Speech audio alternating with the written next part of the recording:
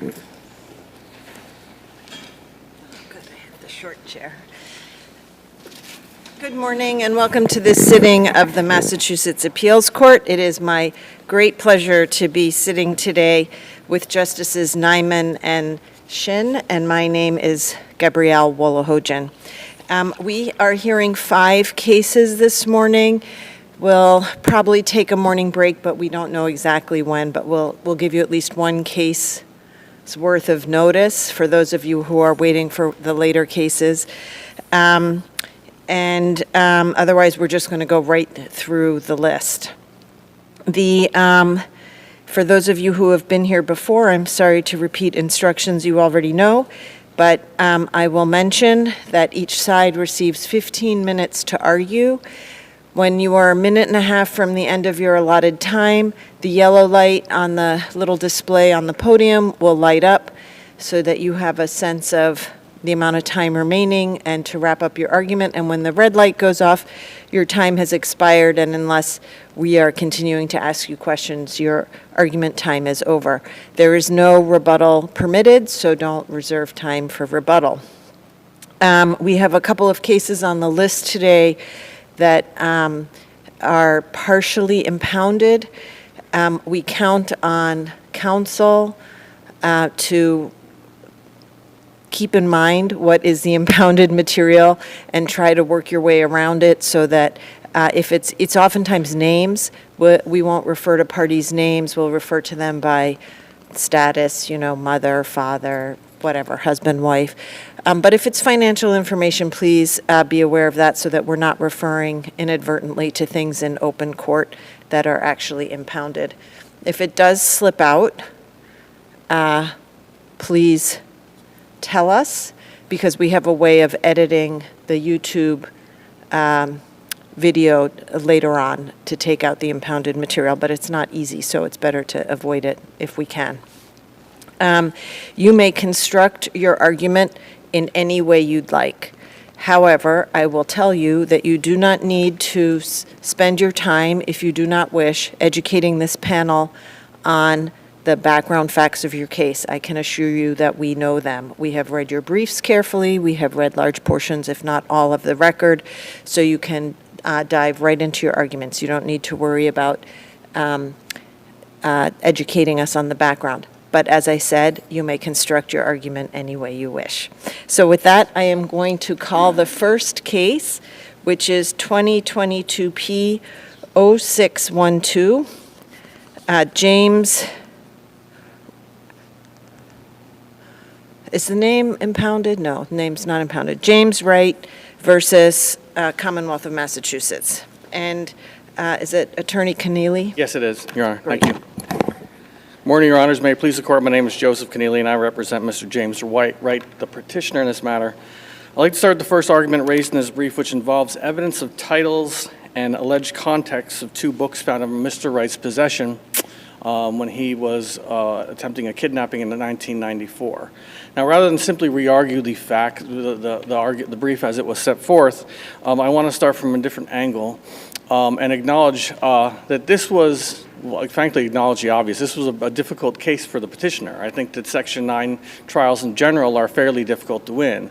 There's a win last week, I think, but other than that, I think there's been maybe 5 wins for petitioners since the pandemic ended. So these are tough cases, and for a lot of reasons. I mean, the obvious reason is the petitioner here was convicted of offending against 4 children. And jury has to determine whether or not that individual is likely to reoffend. And in the context of that, they're instructed that they're to consider the seriousness of the potential harm when someone is being determined whether they're likely to reoffend. So a jury can look at a case like this and say, if this guy's going to go out and offend against a child, 5% might be too high a risk. 3% might be too high. So it's a tough call. In addition, the rules of evidence are relaxed in this case, as this court knows. It happened in this case. I think in 2017, there's an allegation in 2017 that he possessed photographs of scantily clad young men, and that was presented to the jury as actually being true. Although, in fact, it was an allegation that was never followed up. No one ever found out what. But, so I was confused about that. Yeah. There are photos in the appendix. Are those not the photos that were that he was found to be in Those possession are of? the photos that were confiscated. My understanding of the record Oh, is... are you, so there were photos in his backpack in the bus stop incident?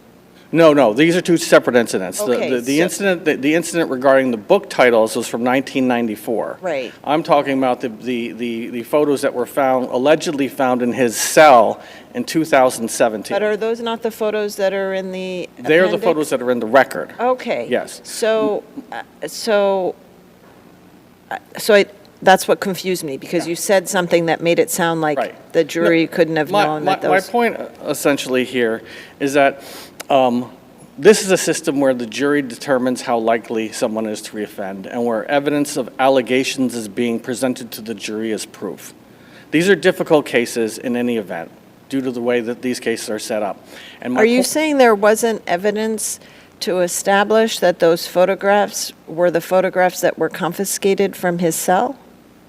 We don't know. I mean, those might have been photographs that were taken from the cell, but Through whom were those photos admitted?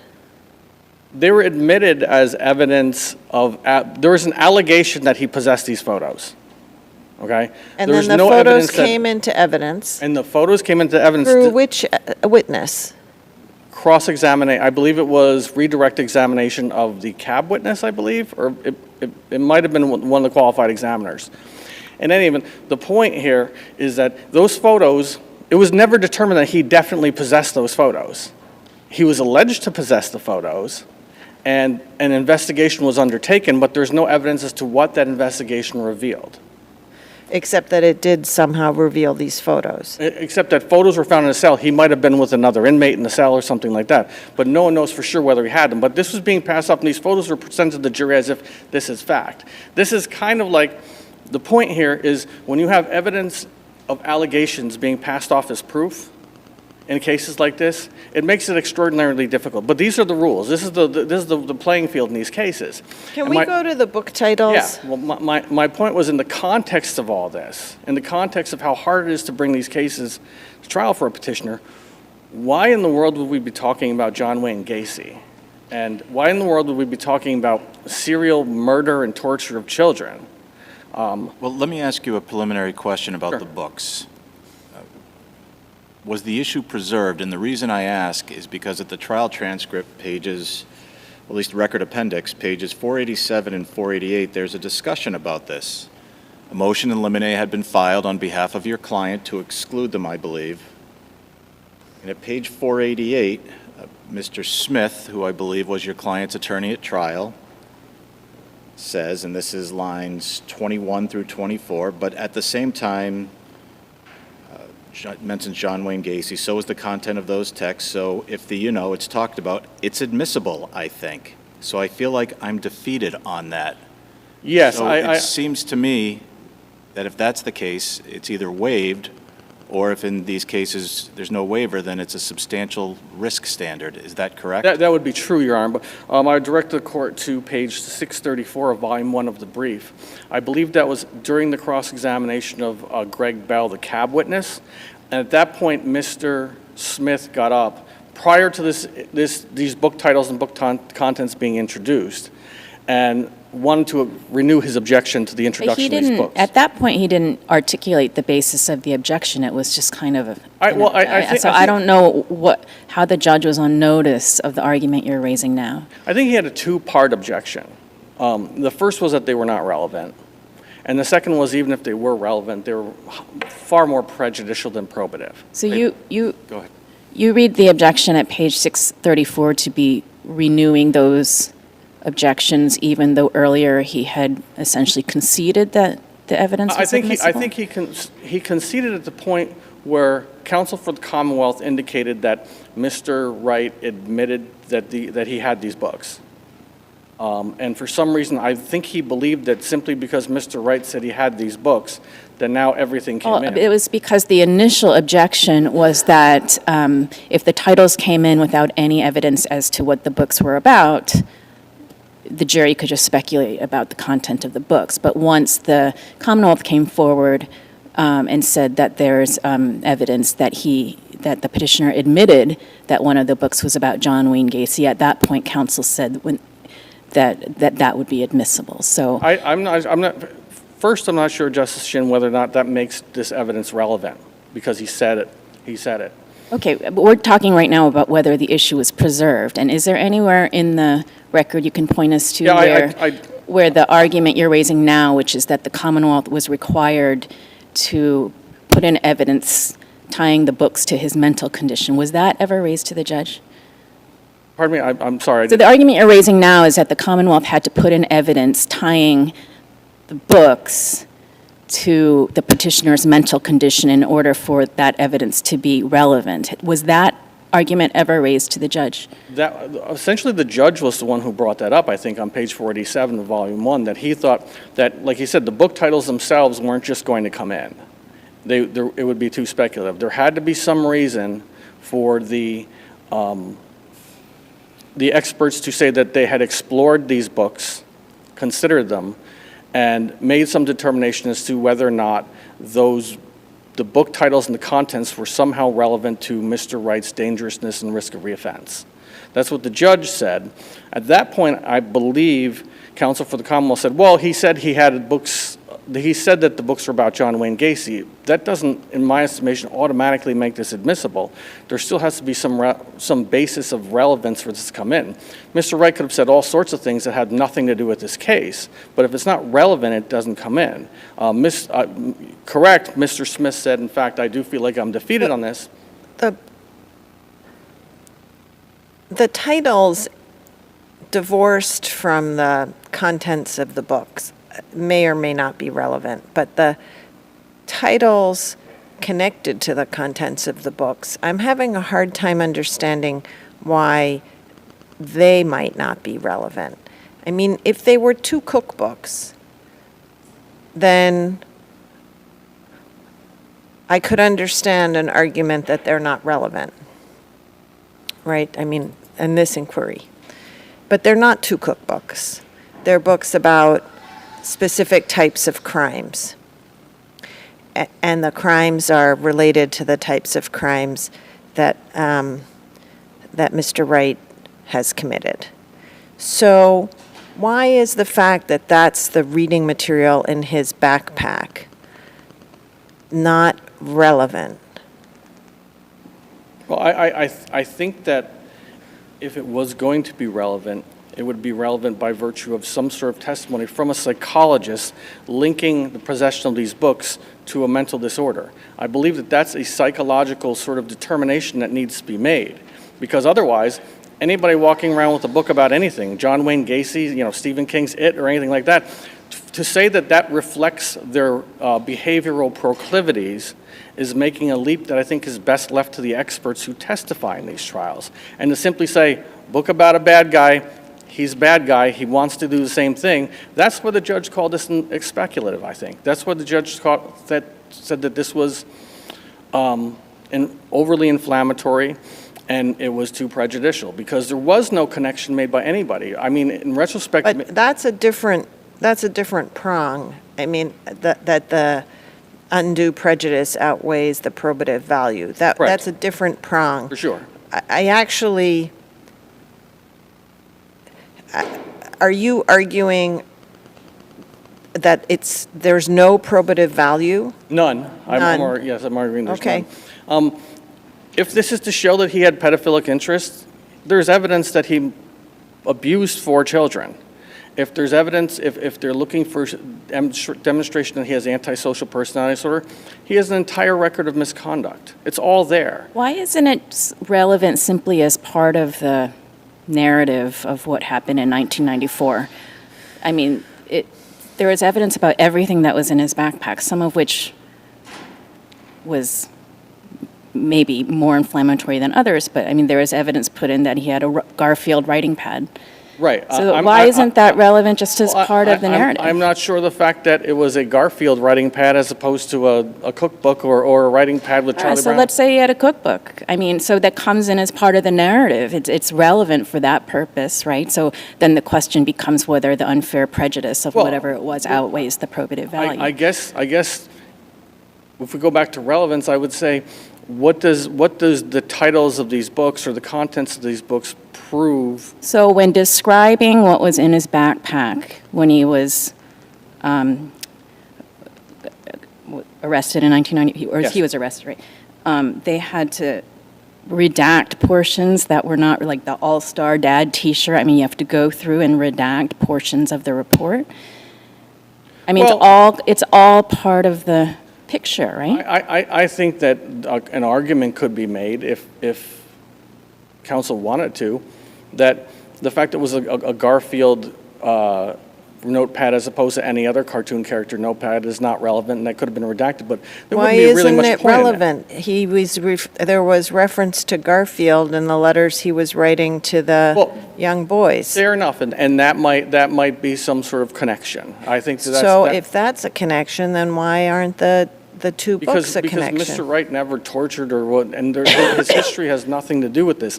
And maybe the point here is that this is, if we can discuss relevancy, but we also have to take into consideration whether this is more prejudicial than I probative. think, to be frank, that would be the better Yeah. argument for you. And like I said, if evidence is content in these book titles move the ball down the field at all, it's nothing that isn't being done by the evidence that was presenting at trial in this case anyway. It doesn't demonstrate that he had pedophilic interests. We know that. It doesn't demonstrate that he had criminality in his behavior. We know that as well. So what is this getting us that makes it so probative that outweighs the fact that now we're injecting an element of child torture and murder into a case where an individual has not acted that way? Now, the Commonwealth suggests that there was a situation where he brandished a knife against a child and then he punched another person, but that's a whole factor of difference in terms of what we're talking about here. And like I said, going back to the risk, when the jury has to determine what likely means, they're going to consider what kind of harm this man might commit if he were to be released. And when you start talking about torturing children, and you start talking about murdering children and serial killers, you're adding something to this mix of things the jury is going to consider that's unwarranted. And for those reasons, it was improper to introduce this as evidence.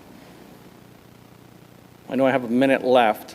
I will suggest the second part of the argument involved ineffective assistance of counsel. I think that in the issue of the photographs taken at the visiting room, 2 experts said that involved pictures of children, did not. Counsel should have addressed that. Unless there are any other questions, I would refer to the brief. Thank you. No, thank you. I don't see any other questions. Thank you. Is it Attorney Holmes? Yes, and good morning. May it please the Court, Jean Holmes for the Commonwealth. There's no cause to disturb the jury's verdict that James Wright remains a sexually dangerous person. As it relates to the books, the trial judge very carefully, and I would suggest cautiously, reviewed the issue of the admissibility of these books. In fact, there were hearings that took place over 2 days.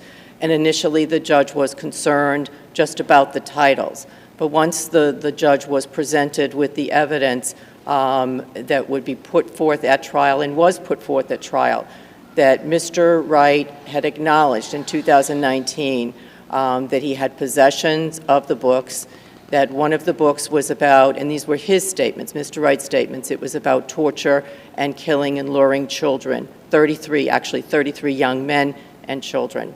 The judge then concluded that as long as the Commonwealth connected the titles and the content of the book with Mr. Wright's statements and acknowledgement, with all of the other evidence, including Mr. Wright's brandishing a knife to one of the victims in 1991, as well as with his threats of violence, that they were admissible. I would suggest in this... I think what's troubling me is the balancing of probativeness and prejudice, because the books depict, I haven't read them, but from what I can tell from what's described in the briefs and the records, they depict crimes of, let's just say, a different level of depravity than are presented in this case. And how did the judge take that into account? Is there something in the record that shows the judge took into account that there's a different type of case depicted in those, or crime depicted in those books, and whether what was the risk that might flow from presenting that to the jury without some expert testimony, let's say, to tie it as being, someone who's interested in reading those books is more inclined to do X? And certainly that was not the evidence that someone's inclined to read those books would do X, Y, or Z. So then how is it more probative than prejudicial? In many ways. And it starts with the fact that Dr. Rousseau testified that, in her opinion, Mr. Wright was a violent pedophile. You combine that testimony, which she said in 2012, as well as during her testimony, with the fact that Mr. Wright had escalated his behavior. In 1991, he brandished a knife to a young man and then let the young man go. He further, in 1994, however, approached and lured and groomed 2 young boys that were 10, 11 years old. And he gave them a false name, and he convinced them that they needed to pretend that he was their father, and that he conjured up this event where the boys were to meet him the next day at the bus station. That is a far more egregious an escalation of the behavior. And the books go to the fact that he had those books and he had knowledge of the contents of those books certainly goes to the evidence of whether this was just a random act, or was this something that he was intending. Let's say he had movies, or any of us, was pulled over, someone went through our backpacks, and we had stubs from a movie for a horror movie, serial killer movie. Does that, in your view, help establish anything about the likelihood of any of us committing a crime such as was in the movie? Possession alone of the books would not, Your Honor. It is the combination of all the other evidence that includes Mr. Wright at the time that he was supposed to meet the boys, at the date and location where he was to meet these 2 young boys that he had already provided with false names, and he was going to take them on a bus away from their home, that he had not only the books, but he also had pornographic videos. He had 15 pairs of child underwear in the duffel bag. Underwear was a very big theme in all of Mr. Wright's offending behavior. So that it ties into his ongoing and, I would suggest, escalating activity, that he had knowledge of these books and had the other paraphernalia. He also had an All-Star Dad T-shirt, which was part of the lure that he used for the boys, because the boys were to call him his dad on this trip that they were taking on the bus. This was all part of the background. So it wasn't just somebody who had a book. And was the theory that the book was I don't understand the connection you're trying to draw.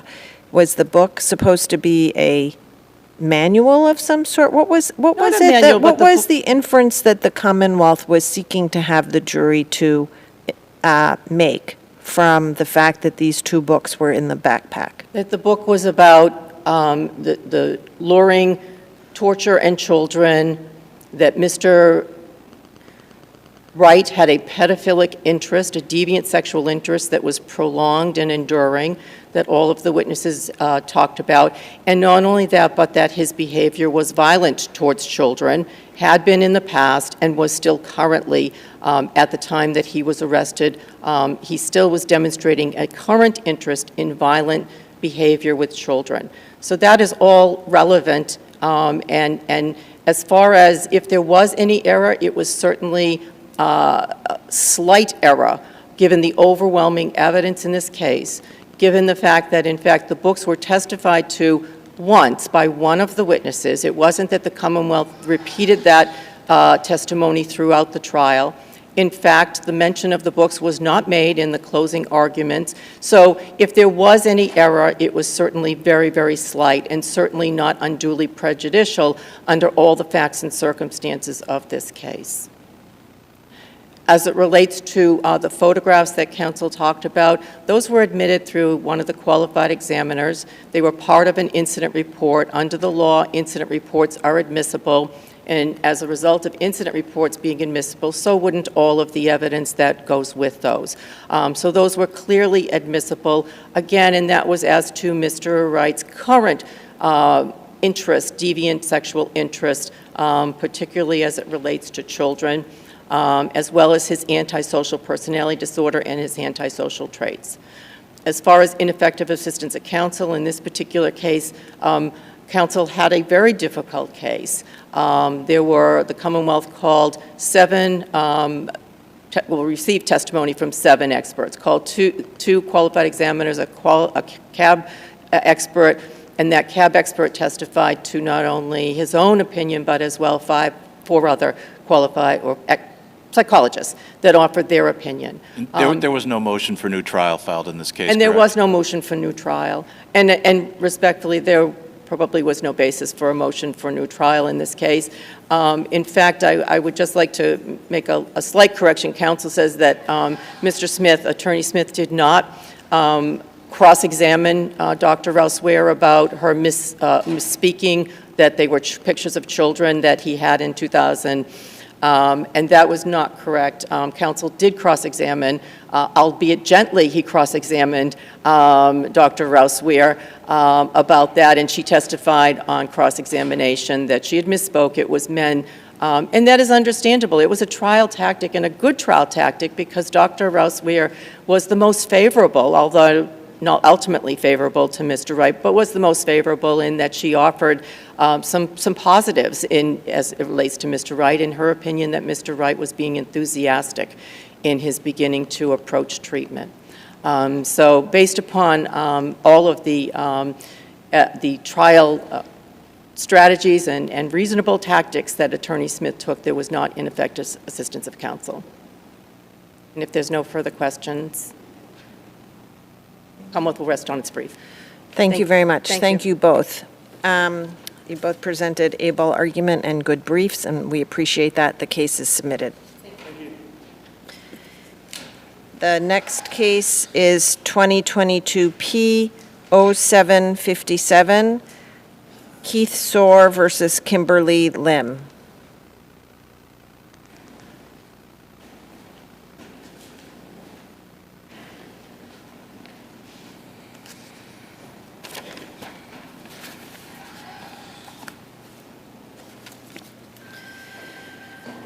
Attorney Mason.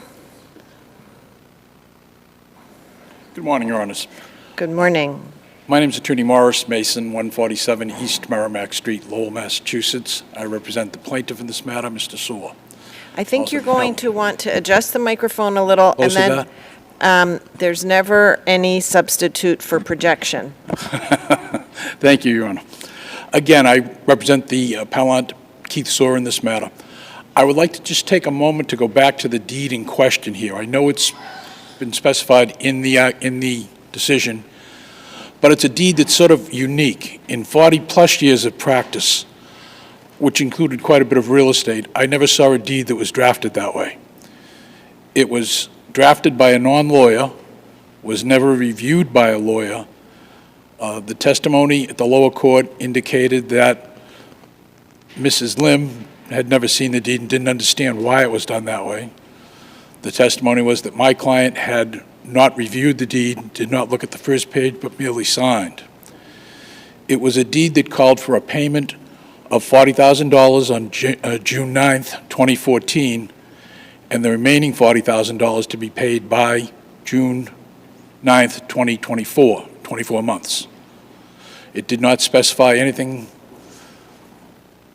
that would happen if that was not paid. In this case, it was not paid.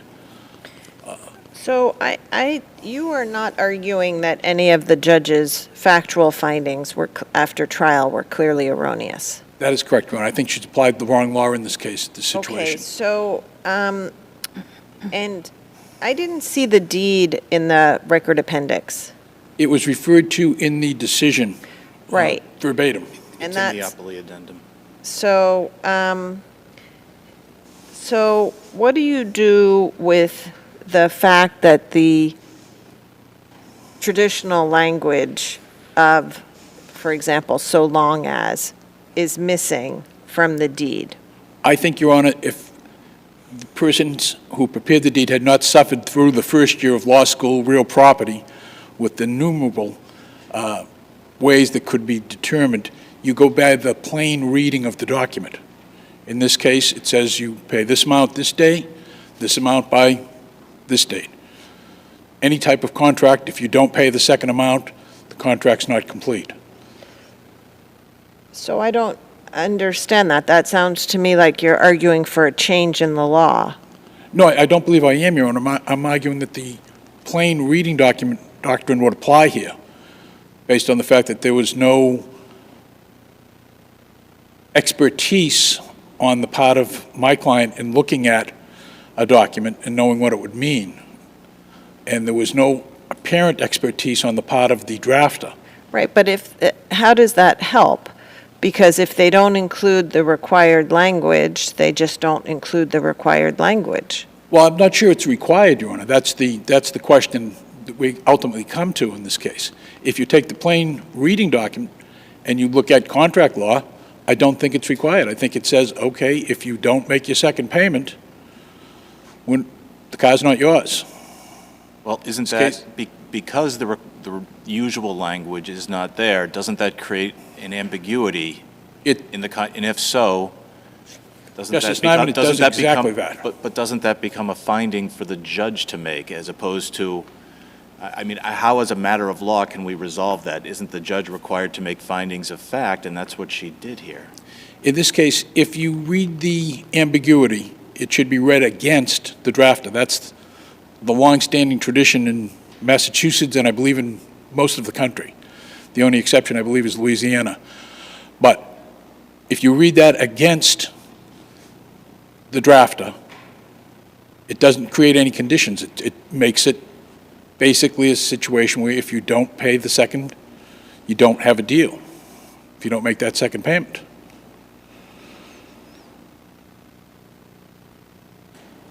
When we get into... Are you saying that we need to, someone needed to, fact finder needed to make some conclusions about what the party's intent was? I think what you have to do is following the doctrine of, if there's an ambiguity, read it against the person who drafted it. Yes. This document was drafted by the defendant's brother, who we, at testimony at trial, indicated that she acted as her agent, and she would be bound by any actions he took as her agent. The ambiguity is there. The ambiguity is such that if you cannot determine what would happen, you look at the plain reading of it. The plain reading of it is second payment isn't made, there's no deal. And what is the specific language you count on in the deed for that reading? That would be that the first payment was due then, the second payment was due 24 months later, which would be June 9th, 2016, and it was not paid on 2016.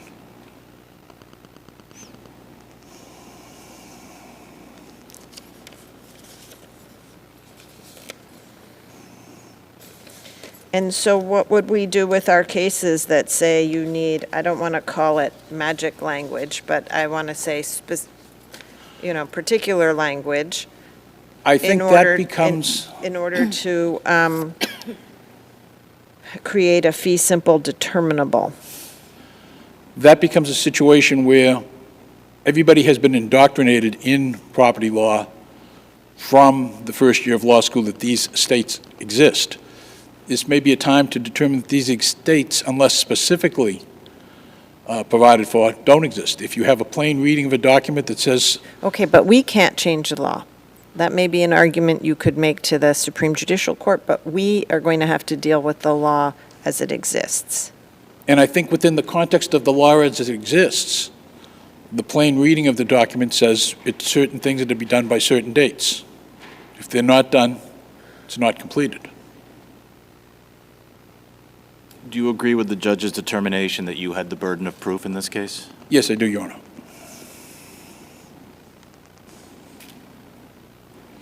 So if we look specifically at the document, how it was drafted, who drafted it, what it says, I think you can see that it's a clear document if you're a non-lawyer. And that's in fact what occurred here. As far as I can tell, and as far as my contacts with my client, no lawyer ever looked at this document. If they had, they would have raised the same issue that I believe this court has raised. What happens? Well, maybe they would have revised the document before it was signed. I'm sure they would have. I know if it had been brought to me beforehand, I would have. But it wasn't. And that's where it goes back, where you have individuals who are not trained in the law, who have done something based on what they considered to be a plain reading of it. It didn't occur. If the document had come to you, what specific change would you have made? I'm sure you might have made a lot of changes, but with respect to the issue you raised, what would you have done? I would have specified what would have happened if, in fact, I would have, first of all, stated that this creates an ambiguity, and we've got to resolve the ambiguity. And to resolve that ambiguity, I would have relied back on property law to make it into a fee simple determinable. So you would have at least Clear. added language to the effect of what would have happened if the payments were not timely made. If that's what the understanding between the parties was, yes. Okay. I think that would have clarified it and saved everybody a lot of time, trouble, and expense. But that did not occur. Can you tell me what the status is with the $40,000 second payment? The second payment is being held in escrow by my brother and myself. Okay. It was timely made per the court's decision. It was never made prior to that. Is the $40,000 subject to, in the judgment, subject to interest? If I may. Well, we can ask your No, brother counsel that question I later. believe it's a non-interest-bearing account, Your Honor. Is the judgment, though, subject to interest? Yes, it is. Okay. I believe it would be, as any judgment would be.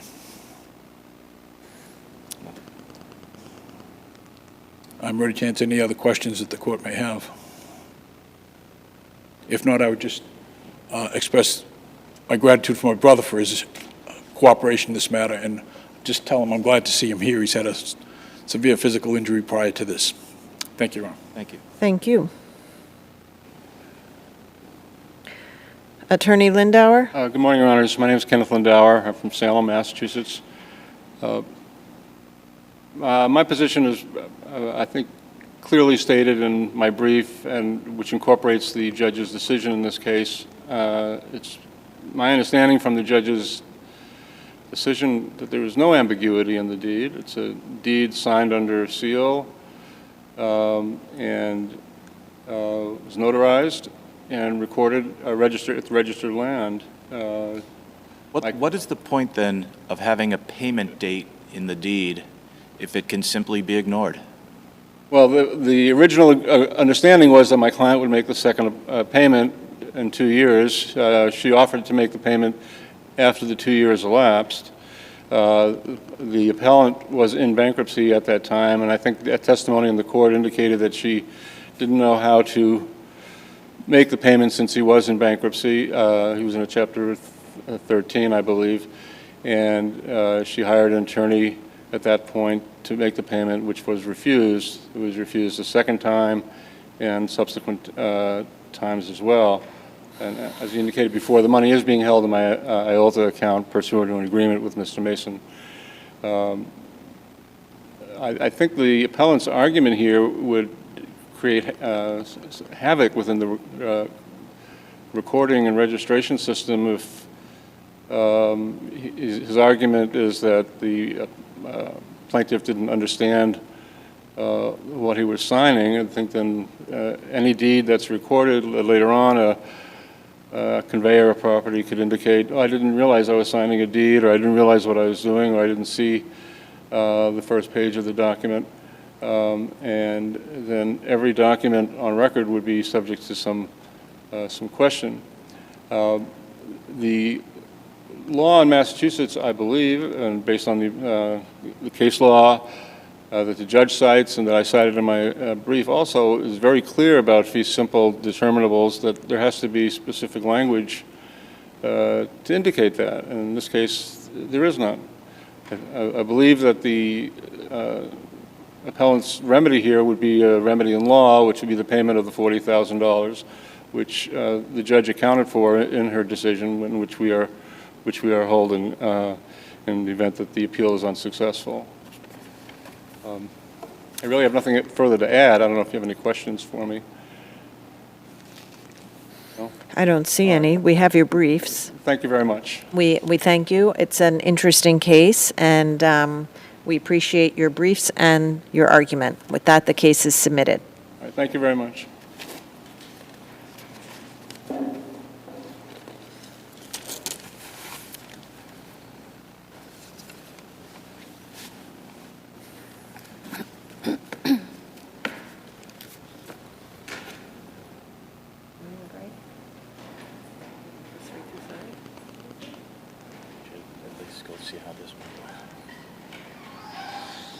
I just, do you think they're going to take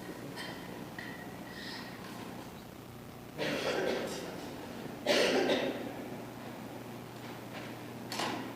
Okay, we're going to take a morning break after this case. So for those of you who are waiting, just so that you know, after this argument, we'll take a break of about 10 minutes, 15 minutes. The next case is 2023P0210 in the matter of, it says Olson, Jean.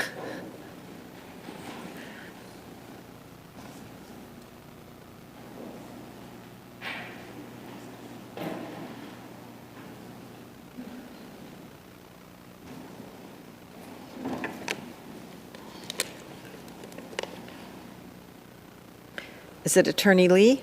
Correct, yes. Good morning. May it please the court, Brian Lee for the appellant, David Parker. We're here today relating to the petition to probate the will of Jean Olsen, devising her $1 million estate. This will is in every way a complete and proper will, undisputedly reflecting Ms. Olsen's testamentary intent with one issue. It was signed not by Ms. Olsen, but by David Parker, a court-appointed conservator and guardian, who was, per order of the court, had assisted Ms. Olsen in preparing her will. Mr. Parker's signature Was, I guess in the big picture, I would like for you, within, let's say, 7 days of today, to file with the court here all the papers in the conservatorship action. Until then, I have a couple questions for you. Was the conservator's application for fees in that conservatorship action approved before or after the signing of this document? As to in the conservator action, not in this petition, right, where there was... That's right, in the I am not sure as I sit here today, Your Honor. Okay. So if you'll file with us everything that was filed in the conservatorship action, I'd appreciate it. Of course, I will. Thank you. It's undisputed here that Mr. Parker's signature is not valid under the law. However, the will is still valid under the plain and unambiguous terms of Chapter 190B, Section 2-502, which sets out an exception to its execution requirements. This exception reflects a modern principle that issues with execution do not defeat intent.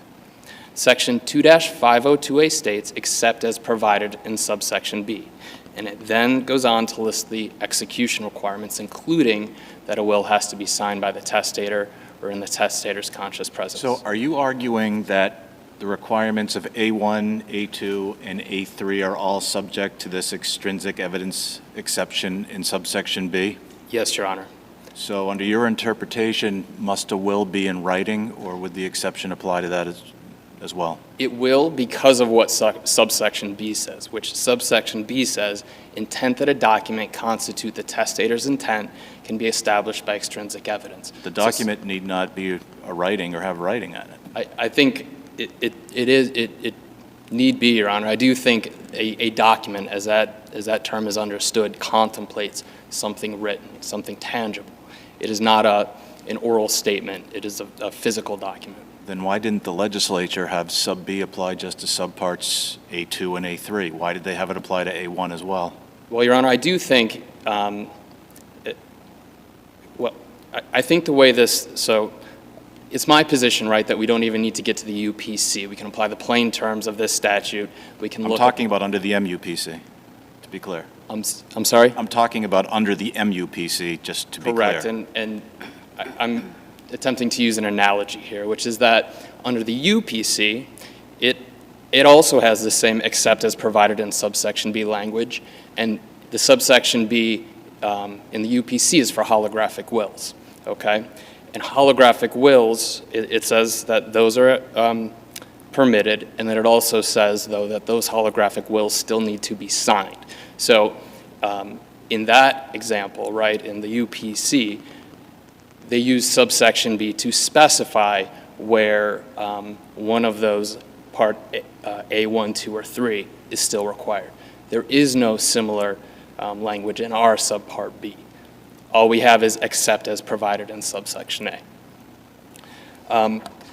And so I would argue that under the plain language of the statute, there is no way to give meaning. But I guess that doesn't answer my question, right? So your fundamental argument is basically that it kind of doesn't, subsection B kind of doesn't apply to A1 because it says document. But then why did the legislature draft the exception to apply to A1, A2, and A3? We have to read it as applying to all three, don't we? I think it applies to it, Your Honor. I just think when you're in the subsection B exception, it still has to be a document. And so the practical result of that is that it still has to be. It's always going to be in writing. I'm sorry? So then what you're saying is it always has to be in writing. Right, because of what's stated in subsection B, though, not because of what's stated in subsection A. Okay. So in your view, are holographic wills valid in Massachusetts? It's a great question, Your Honor. On their face, no, because you need extrinsic evidence, right? This exception. Okay, so what becomes of subsection A, if you're correct, your reading is correct? So what becomes of subsection A is what we have here is just simply a situation where a recognition that a signature is not the end in itself. Okay, so a signature is a good, well-established way of recognizing that a person intends to be bound by a document. A signature is not It serves important purposes, right? Of course, to prevent Your Honor. fraud and. Of course. Okay. A signature, though, is not infallible. There are, of course, instances of fraud and duress and other issues. And by the same token, a signature is not the only way a person can express their intent to be bound. I would argue that this What would be your is- burden of proof if a will could be proved valid by extrinsic evidence? It's preponderance of evidence in this statute. So even though the legislature chose not to include the harmless error provision, which adopts a clear and convincing standard, you're saying that the legislature's intent was to adopt a preponderance? It undisputedly did not adopt 2-503 as that is stated in the UPC. It did not adopt So a clear it rejected a provision that would impose a demanding standard of proof in favor of this catch-all exception to which a lower standard of proof would apply? Well, Your Honor, I do think that what we see in the subsection B language is very similar to what we see, except for the burden of proof, is what we see in the harmless error provision. Both of those require or provide that a document not executed in compliance with 2-502 is still valid where evidence establishes that the individual intended for that document to be their will. That's the same thing that our exception does here. It does not do it on a clear and convincing evidence standard. It does it under a preponderance of evidence standard.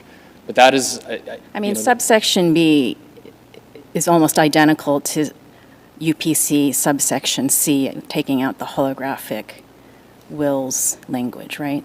And I would argue, Your Honor, that subsection C in the UPC was adopted for an entirely different purpose. And is specific to holographic wills, right? It was adopted in response to the estate of Foxley case out of Nebraska. This is reflected in the commentary to. But it's not limited to holographic wills. Subsection Correct. C. That is the purpose of why it was adopted, though, Your Right, Honor. so I mean, it almost seems like there's a drafting error in the MUPC, but at a minimum, isn't subsection B ambiguous in that it could be meant to apply to a situation where the testator's intent to make a testamentary disposition is at issue, as it was in the, I forget the name of the case you just cited. Foxley case? Yeah. No, Your Honor, because there is no way to give meaning to except as provided in subsection B without recognizing that there's an exception stated in subsection B. And I would note, Your Honor, that Your Honor just raised the possibility of a drafting error. I would say that there's nothing in the statute that indicates it was a drafting error. It makes complete sense. It aligns with the type of exception that is provided in the UPC's harmless error provision. On top of that, The UPC also had the except as provided in subsection B. Subsection B had to do with the holographic will, so that makes perfect sense to me. And then subsection C has the same provision about extrinsic evidence. So I don't know, it seems to me there could have been a drafting error in that subsection B was removed, but the except as otherwise provided was accidentally kept in. well, I would say to the extent, so what we have to go on is the term, as to the legislator's intent here, is we have the plain language of the statute, and we also have the purpose of the statute.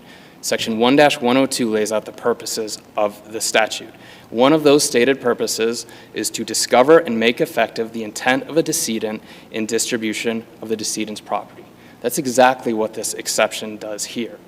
It allows for this court to reach the right result in these types of cases. You mentioned commentary before. When you said commentary, were you referring to the MCLE commentary? No, I was referring to the commentary in the UPC. In the UPC? Correct. Okay. Quick question. Is there any commentary or legislative history you're aware of discussing why Massachusetts declined to adopt 2503, the harmless error provision? No, there is no legislative history here that provides any guidance. Aware of any commentary or No, authoritative treatises or anything else? I am not. The only commentary that I've ever seen is a commentary my brother cites, which is not an official commentary, it is an MCLE.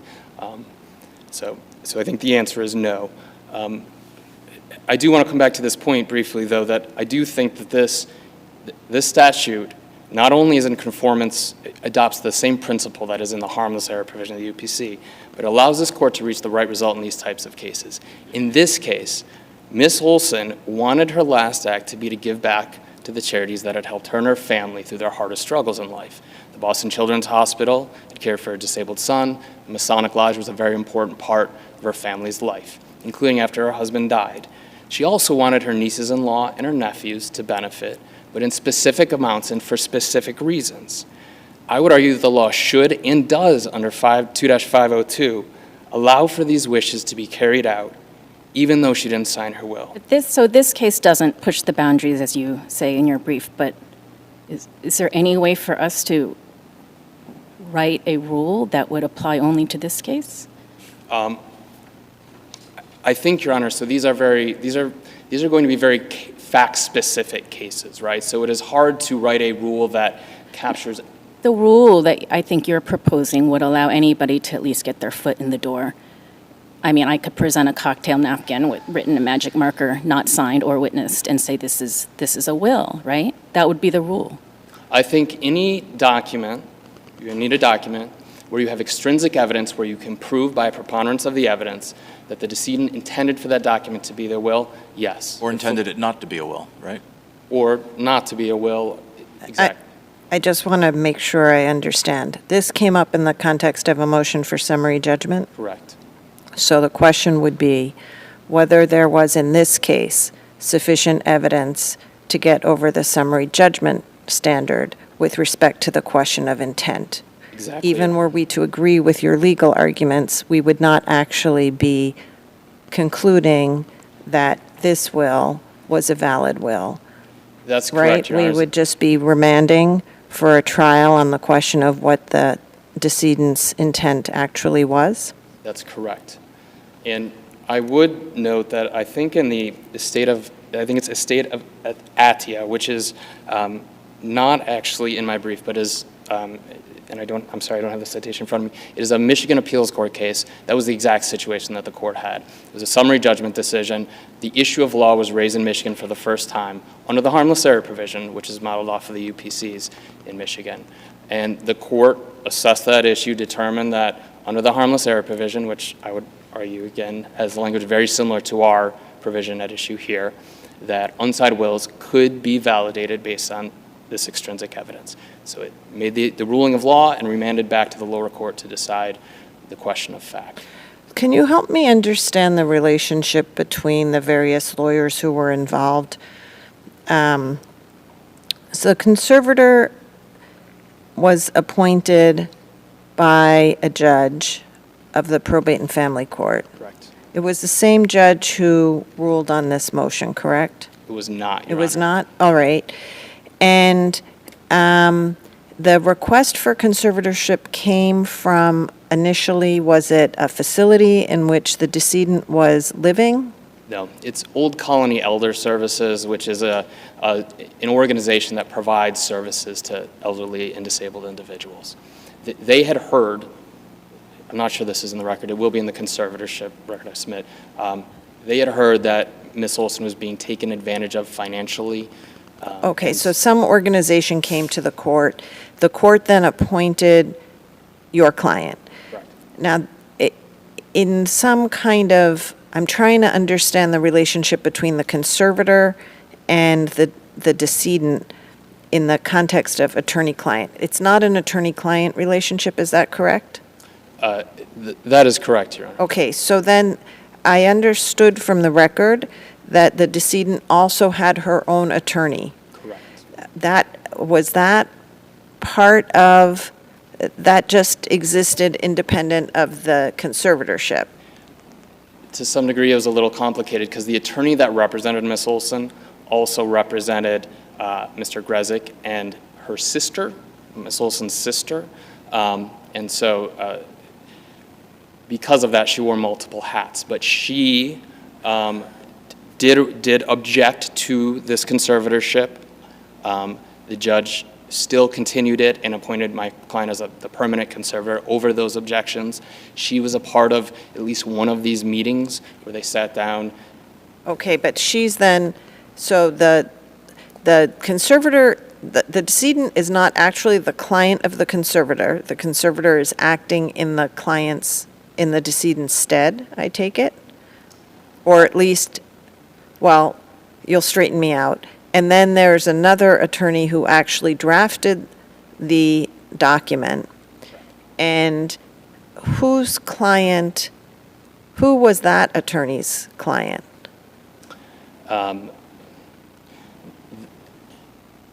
It's a good question, Your Honor. I'm not sure there's a clear answer because what she did is my client reached out to her on behalf of Ms. Olsen as part of this order that my client was supposed to assist Ms. Olsen in preparing her estate plan. So is the conservator an agent of the, I'm trying to I need to obviously do some self-education too, but I'm hoping you'll help me. What is the relation, I don't see the conservator's relationship with the decedent as one of attorney-client. I would agree. I would agree with that. Okay, so is the conservator acting as the agent of the decedent in lieu of the decedent? How would you explain it? I guess what I would say is the UPC changed things where it contemplates that a conservator can actually hold title to the property that for the person he is representing. It's complicated here because I'm not entirely sure that would be the case, given, because I do think there are certain findings that the court needed to make in order to get into the 5-407D scenario, which we do not dispute did not happen. So he either served in that capacity, or if he did not, he certainly was appointed by the court to assist Ms. Olsen, to look out for her, to be her advocate here in carrying out the tasks he was required to do. But following up on Justice Wolohojian's question, is the role of a conservator defined either in the MUPC or in the common law? Again, I think it speaks to powers that a conservator may have. I'm not sure it defines, and I just don't know the answer. I'm sorry. They're really defined by the judge in the order. I agree with that, yes. And I understand part of your argument to be acknowledging that either the conservator and or the lawyer who drafted the document to either have made a mistake or to have misunderstood the law when they signed it rather than having Ms. Olsen signed it. Is that correct? Yeah, so the reason why my client signed it is not expressly stated. I think it's reasonable to infer this from this record, that there were a number of attorneys at that time that thought that the conservatorship appropriate decree mechanism. provided my client with authority to sign it on her behalf. I see I'm out of time, so unless... Yeah. Let me just check for questions. No, you sure? Do you have any more questions? No. Okay, thank you. I don't see any more questions. Is it Attorney Bowyer? Yes, Your Honor. Attorney Matthew Bowyer representing the objector, Anthony Lewandowski. At council chair with me is John Giannino, who represents the other objector. He will not be speaking today, though, I suppose, unless you had some direct questions for him.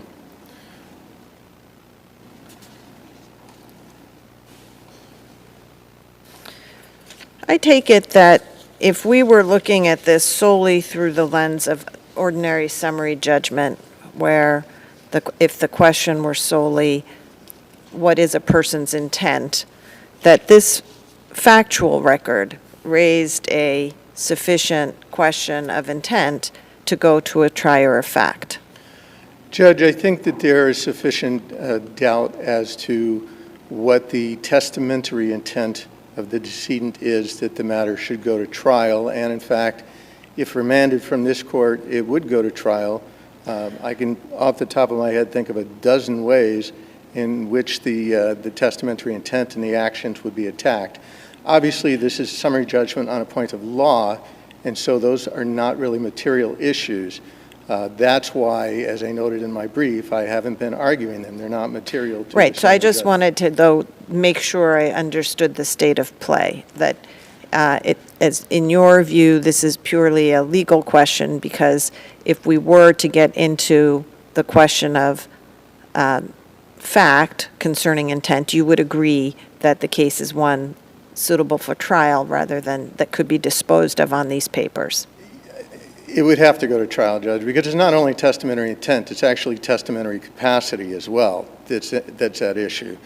In fact, there are a number of issues. There would probably be issues of undue influence or coercion.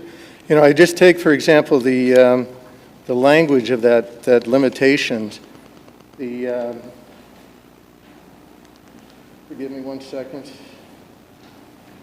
You know, the order says a financial and estate plan be established for Jean Olsen. It doesn't say by Jean Olsen, it says for Jean Olsen. So that in and of itself, combined with the various affidavits, the affidavit of the conservator, the affidavit of the attorney who drafted the will, the language in the will itself, all suggest that this was done in contemplation of the 407 exception to... And why can't this document that was ultimately executed by the conservator be construed as an estate plan? Well, Judge, the thing is that in order for it to be approved under Section 407D7, 5407D7, there has to be notice. There has to be an opportunity to be heard. As we know, there was a pre-existing will. All of those people are entitled to notice, as are the heirs at law. No one got notice, Judge. But that could still be done, correct? That could still, because that could still be done in the existing conservatorship action. Well, I don't believe so, because the conservatorship ends on the time of death. So there is no longer a conservatorship action. If there were, Okay, but Judge. so the person who was the conservator, though, could file a general petition. Well, but again, I don't think that, this is a very specific statute. It's not common law. It's not drawing on a number of cases. We have a very specific statute that sets out that the court has authority to create a will or amend a will or revoke a will under the following circumstances: notice, due process, substituted judgment, hearing. All of that would have to happen. And So in your view, the defect here is, I don't mean to minimize the defect in the document. I'm just trying to get my handle on what it is from your point of view. That this document, as a document in terms of its provisions, forget the execution of it, the provisions, it could have been submitted by the conservator at the time for some kind of action or approval to the court while the conservatorship action was still open. yes, in fact, were I At that counsel. point, if that had happened, what would and the judge found that it reflected the correct wishes, what then would have happened? So the process, Judge, is that the petition, in this case, I would have, if I were in the situation, I would have filed a petition to expand the conservatorship to include authority to create an estate plan. The court would have issued a citation. That citation would have been served on all interested parties, the heirs at law, as well as the devotees of the original will. The circumstances of the finding of the original will, the 2006 will, are not part of the record. I'm not going to go into that. Certainly, certainly it would become involved if there were further proceedings Okay, but on this. I just so want to make sure I understand. There is an order enabling the conservator to create a estate plan. Well, not according to the conservator, because he's saying it says the opposite. He says now that that is a reservation of that privilege to create a will in the decedent. So which is it? Okay, but there is this order dated September 6, 2017. Right. So can we just work with this one? We'll work with this one, yes. Okay, so I see that it says the conservator is, to create a financial and an estate plan Right. be established for Jean Olsen. All right, so you were saying you would have Yes, so the filed a citation, petition, gotten this, so there's a this return was date for obtained. objections. The petition itself is filed along with a copy of the proposed will. That Okay. has to be available for review to the judge. In most cases, a guardian ad litem is appointed to investigate and report back to the court. That guardian ad litem would definitely contact the decedent and may very well contact other individuals who are heirs or devotees, other interested parties, file a report. Then there would be a hearing. It may be an informal hearing if there are no objections filed, but there would be some kind of a hearing where a judge would officially make a substituted judgment saying that, in my view, the patient would want to execute this document as their will. They then delegate to the conservator the authority to execute the will. Now, Okay, so all of that is what's missing here. all of that, but there's more. Because, Judge, if you look at the language in 5407D7, it says that the conservator in executing the will must must adhere to the requirements set forth in Section 2502, which is why the conservator is signing the will and the conservator is having the will witnessed. Now, this again is the indication of reliability, and along with the decree forms the extrinsic evidence that a document that is signed and witnessed, but not signed or witnessed by the testator, is in fact a valid will. There's a difference between intent and authority also, and you need both for a will. The statute, Section 1 of that statute, 2501, says that anyone who's over 18 and of sound mind can execute a will. In this particular case, Judge, we're not dealing with someone over 18 of sound mind. We're dealing with someone who arguably is not of sound mind. So there's no authority then for that person to sign a will in the absence of some other statutory authority. And that statutory authority in the case of a conservatorship is found in 5-407D7. Now, what would be the mechanism at this point to go through the steps you just listed that didn't happen here between expansion of the authority under the in an order of the court, which did happen, and then authorization by the court of the signature? Obviously, no GAL could be appointed for Jean Olsen at this point, but could you obtain sort of the functional purpose that the judge was to serve in ensuring that the document that's presented to the judge reflects her actual intentions by filing, for example, a general petition at this point? So first off, Judge, off the top of my head, I would say that you cannot create a will for someone, regardless of the soundness of their mind, after they're dead. But yeah, beyond that, Judge, I do want to emphasize that in the usual practice, the will is presented to the court. In this case, it never was. So we don't Right. have any evidence to suggest that the judge intended, and he's the one with authority, there's no evidence that the judge intended that this document become the decedent's will. and I understand all of that. I was asking, is there some procedural mechanism by which those steps, which were omitted, could now be taken? I don't believe so, Judge. The probate court, there are other courts in the Commonwealth, they have general equitable powers, so you can file a petition for anything, but I don't know if there's any basis in the law that would support that kind of relief. I don't either. I'm just asking. So could you turn then to the language of 2-502A and B, and perhaps explain what we're supposed to do with the introductory clause that says, except as provided in paragraph B? Yes, Judge. So to contrast with what my brother is saying, he's saying that that's sort of a catch-all exception. He's saying that that applies in every single case.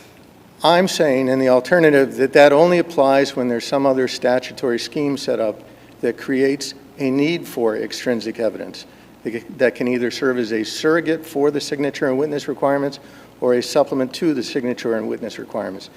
And again, the most obvious example in this case is the very law that authorizes the court through a conservator to execute a will, because as I said, we will then have a will signed and witnessed, but not by the testator, that can only be admitted to probate with the extrinsic evidence of the decree authorizing the execution by the conservator of that will. So that is an exception where the rules of execution cannot be applied, as opposed to a general exception proposed by my brother that says it's just anything can be admitted into probate. Now, granted, not everything may ultimately be allowed as a will that's admitted to probate, but as Your Honor, Justice Shin pointed out, even the cocktail napkin must be admitted into probate, and there must be presentation of the extrinsic evidence for the court to be able to determine whether or not that is in fact a will. Can I ask this another way in this? I'm trying to simplify this, which just may not be possible in this case. As I understand 2502, it lists 3 requirements for a will: in writing, signed, witnessed, basically. It creates an exception as provided to all 3 as created in subsection B, or as delineated in subsection B. And that exception talks about intent, being you can prove intent by or establish it by extrinsic evidence. Can you tell me with great particularity how we are supposed to read subsection B? What precisely does it mean? Judge, it means that in certain limited cases where the will in writing and signed and witnessed in and of itself is not sufficient to establish it as a will, or at least not sufficient to establish it as the complete will, and therefore extrinsic evidence is necessary to either establish it as a will or to complete the document as a whole will. There are a number of examples of statutes that would require that kind of a program set forth in my brief. It would have been very helpful if our legislature wrote it that way. Your explanation makes sense, but it's not what it says. Well, it would have been very helpful if our legislature had deleted the except for Section B part as well. For your side. Well, you know, I guess what in the language of the statute supports your position, which does make sense, that subsection B is limited to the instances that you identify? well, Judge, let me put it this way. If we don't read it in a limited fashion, if we read it in a general fashion, as my brother suggests, then pretend for a moment that I'm a person of ill repute. The first thing that I'm going to do is I'm going to go down to the Suffolk probate and start pulling the records of all the guardianships and conservatorships, and using the petition form, which lists all the interested parties, find those cases where there are no interested parties. And then I'm going to start creating a list of letters, correspondence, that's going to establish me as a dear friend, and one of those letters is going to say, Matthew, I'm leaving you everything I have. And when I'm done with that, then I'm going to set up some kind of a phishing scheme with email, and I'm going to get the lists of elders from the communities, and I'm going to be sending out emails to all of these elders saying, hey, I'll do a free will for you, or have you thought about this? And somewhere in that scheme that those internet pirates use, there's going to be language that's going to result in a document that won't be signed and won't be witnessed, but it's going to leave everything to me or my straws. I'll have to set up straws who will go be the named recipients of these, because I'll be doing this too often to keep appearing for myself. Then I'll go to the other counties in the Commonwealth. And then, because most states have legislation like Massachusetts does that says you can apply the law of other jurisdictions, I'll go to other states and I'll say, this is a will filed in Rhode Island that it falls under Massachusetts law, and I'll repeat the whole thing. Okay, so for us to agree with you, we would first have to find the statute ambiguous, correct? And then, Well, Judge, we you would have find to. that it doesn't make sense. Well, no, I mean, if it's unambiguous, it's unambiguous, whether it makes sense or not. So we would have to Also- first say it's ambiguous and then conclude it doesn't make sense to interpret it the way the conservator argues. Judge, ambiguous in the sense that it doesn't make sense in the overall scheme of the statute, and I think I've set those arguments forth in my brief also. It's not a workable solution. It's not something that promulgates any of the stated goals of the UPC. It doesn't make things easier to identify. I don't understand that at all.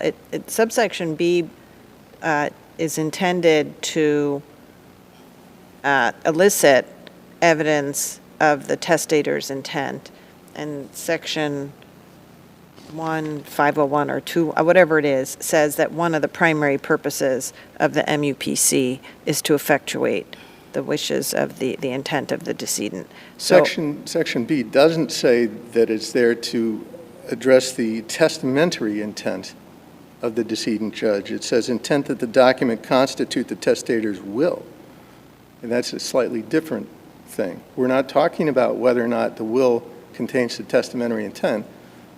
We're talking about whether or not the document was intended to be the will.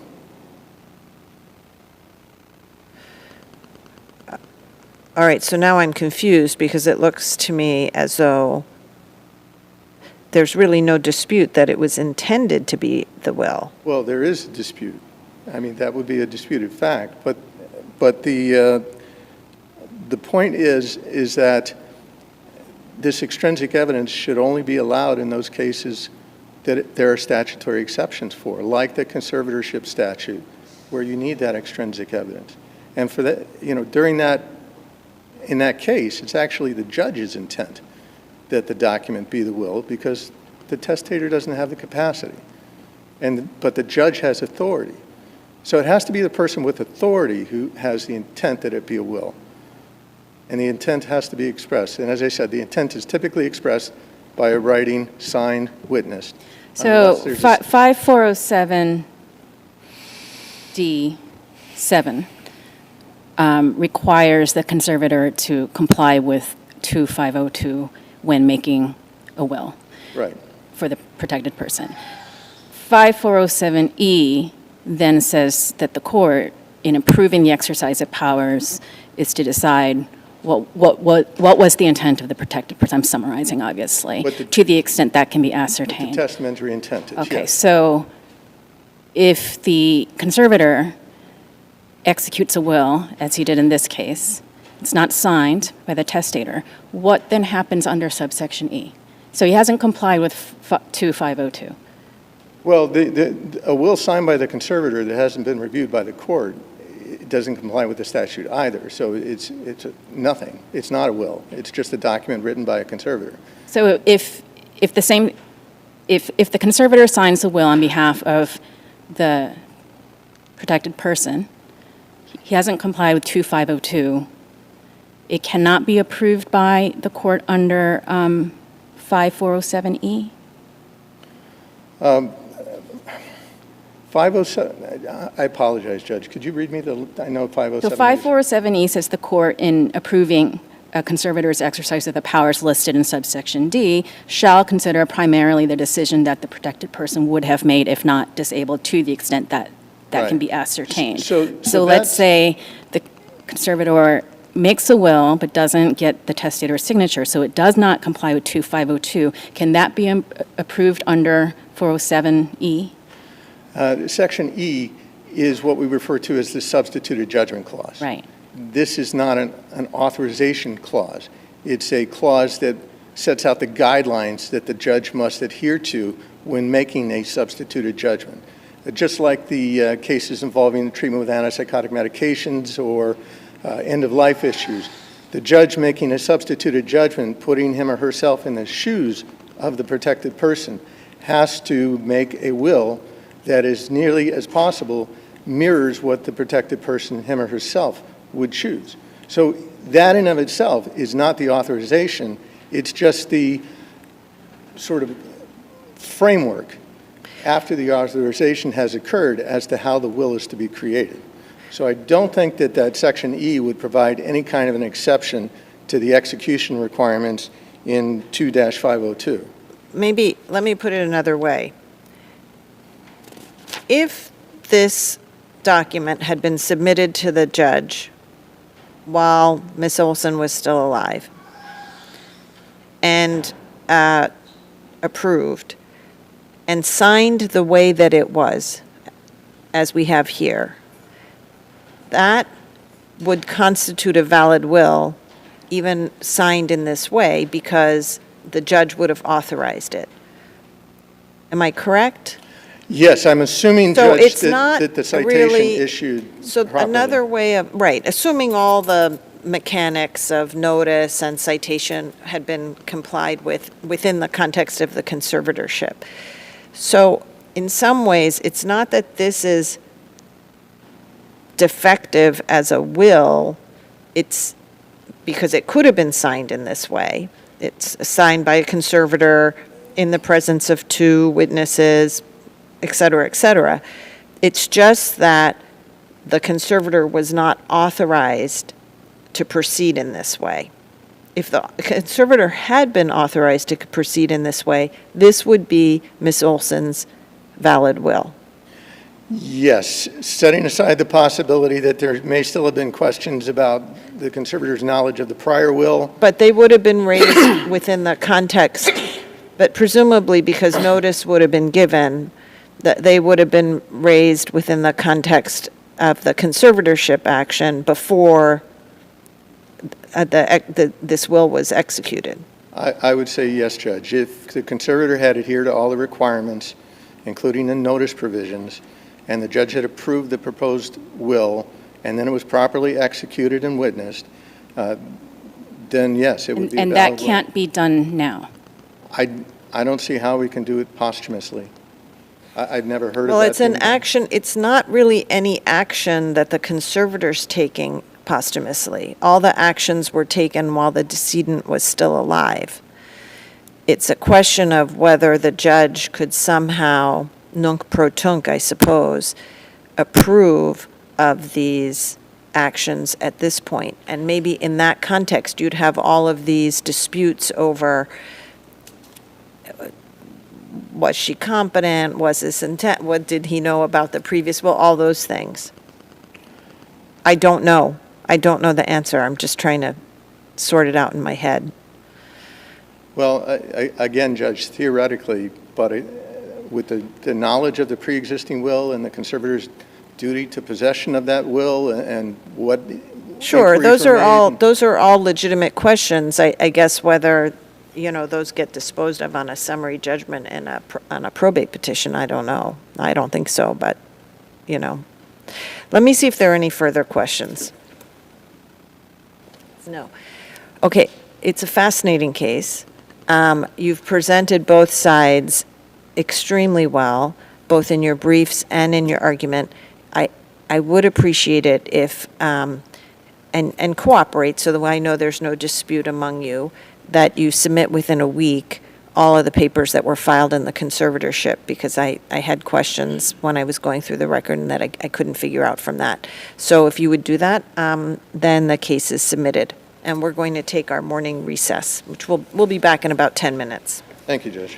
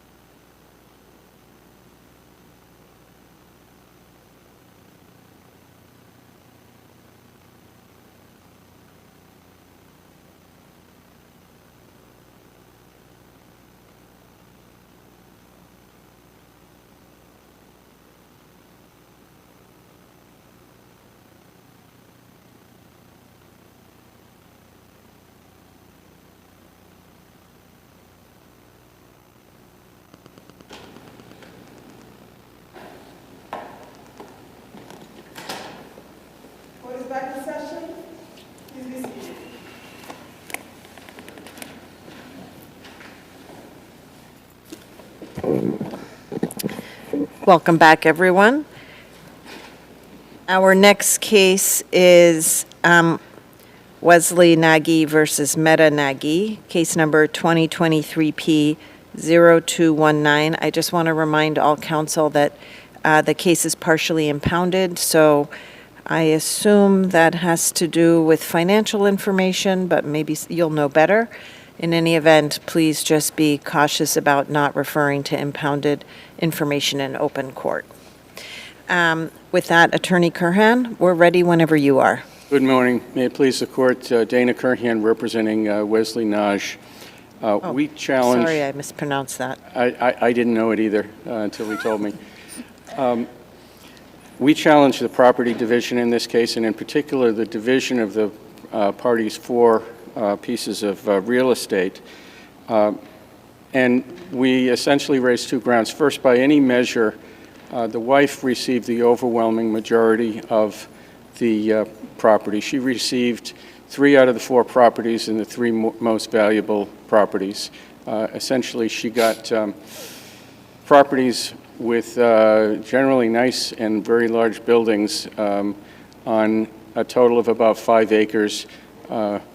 The husband got a small house on with no basement, no garage, on a 1/4 acre. But I think the more important thing is the judge picked the valuation date as of 2017, the date of their separation.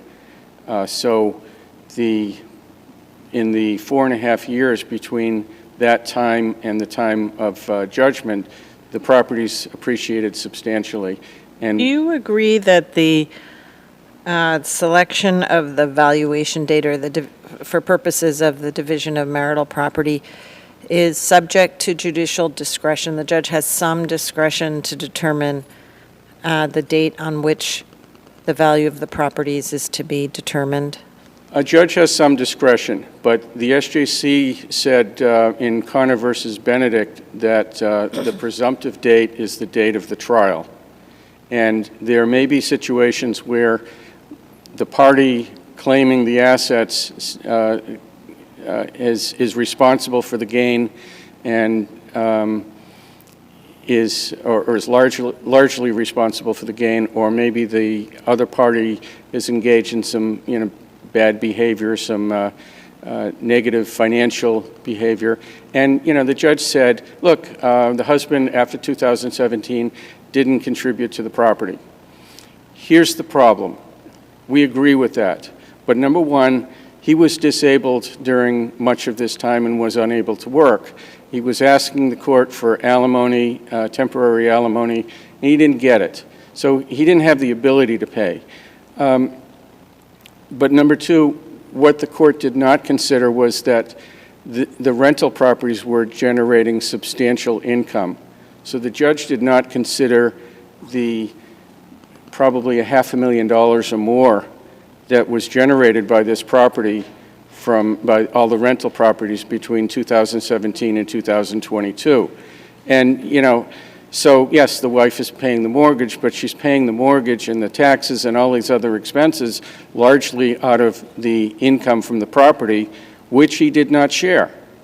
So I don't think, and number three, the appreciation and the value of the property is not because of anything she did. I mean, she didn't go and say, let's renovate these properties, let's fix them up, let's put a new building on, let's do this or do that. It was purely the market. It was pure dumb luck. And it was, there's no reason why the husband can't participate in that appreciation. How is it an abuse of discretion when the judge added in the equalizing payment of $297,000, sorry, $297,397.77, plus I think we also have to include alimony into the overall calculus of the division of the marital estate. I believe under the Alimony Reform Act, it also counts toward the overall number.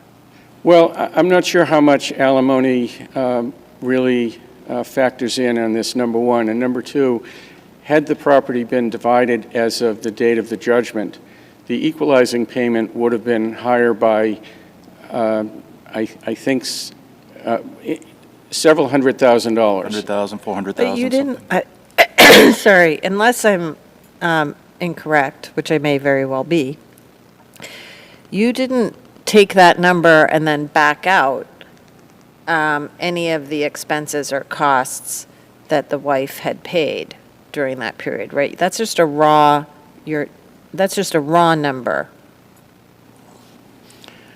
I'm not purporting to have the answers here, because I think it probably needs to go back for recalculation. I agree that the wife paid expenses. The wife claimed that she was losing over $1,200 a week on the rental properties. The judge said, no, you're not. And when you look at, there's a chart actually in the judge's findings where she talks about 2017 to 2019. 1 year there was a loss, and excluding depreciation, 1 year there was a loss, 2017, 2018, and 2019, there was positive cash flow. And when you add in depreciation, which the wife is now entitled to take, it's even, she gets the tax benefit, it's even more substantial. That actually begs my next question, which is, do you dispute anything in the judge's chart? I don't think I dispute anything in that chart. I do dispute some of the numbers in the wife's, some of the charts included in the wife's briefs. For example, there's a claim in there that the 34 Avery, where she's living, depreciated or declined in value by, I think, $89,000. I don't know. I couldn't find where that comes from. Do you dispute your opponent's math insofar as when you consider the entire estate, including the non-real estate assets, it turns out the husband received more than 50% of the estate? Do you dispute that? I don't dispute that. The judge said, as far as the non-real estate assets, the husband should get 60% of that. So Right. So but- if you consider the entire estate, and so the judge says she finds a approximately equal division to be fair and equitable, and it turns out that the husband did, in fact, receive more than 50% of the estate. Where is the abuse of discretion? He didn't receive more than 50% of the estate. That's what I was asking. So your opponent says when you consider all the assets, the husband received more than 50%. You dispute that? I dispute that because all of that depreciation is gone. The non-real estate assets, that 60% versus 40%, that is sort of in the tens of thousands, probably the low tens of thousands, but that's not in the hundreds of thousands. If you divided the real estate in 2021 or 2022, the equalizing payment might have been $300,000 or more. It might have been around $300,000 more. So that is really our contention. And, there are some collateral consequences. Essentially, when you look at the party's contribution during the course of the marriage, yes, the wife earned more than the husband, but the husband inherited a lot of money, and most of his inheritance went into renovating not just these 4 properties, but there were 2 other properties. And he also put in a lot of sweat equity. He's a contractor. He renovated these properties. He's responsible for a substantial portion of the value of these properties. Now, the equalizing payment may reimburse him, I guess, without interest for what he put into it financially. Probably not all of it, but some of it at least. But it does not take into account his non-financial contributions to all 4 of the properties and to the 2 properties that they sold and used to pay various marital expenses and to buy some of these properties. So, the SJC tells us, and this court tells us, that we have to consider non-financial contributions, and this judgment just doesn't do it.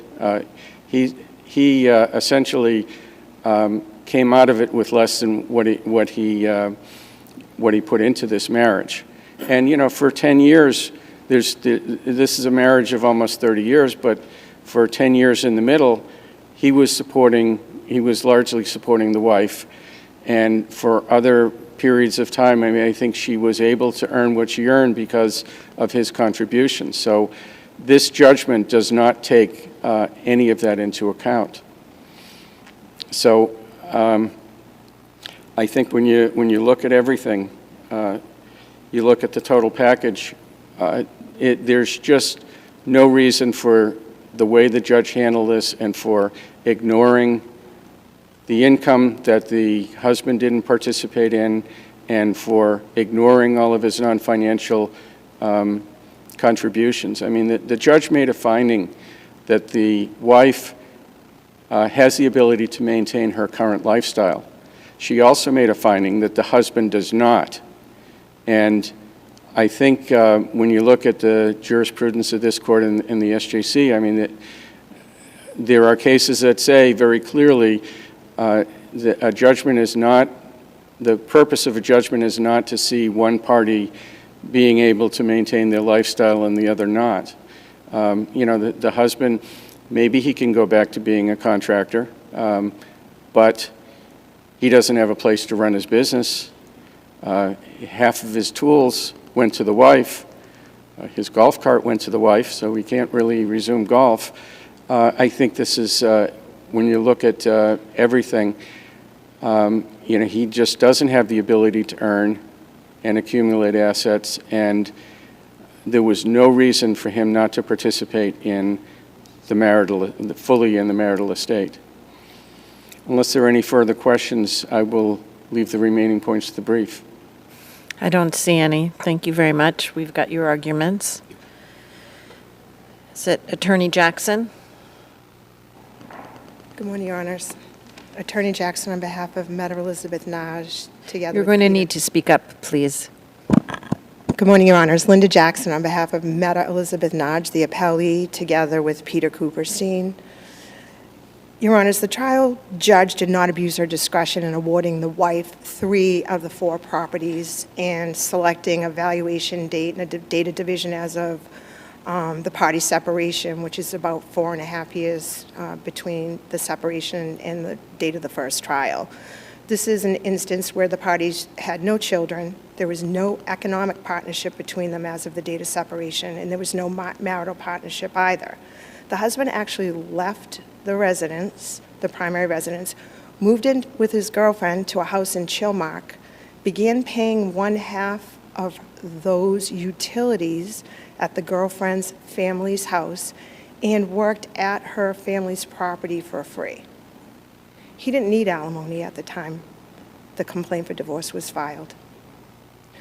So the support the judge cites for picking a date other than the date of the judgment for division of for calculating the value of for purposes of the division of the marital assets is Civitas versus Civitas.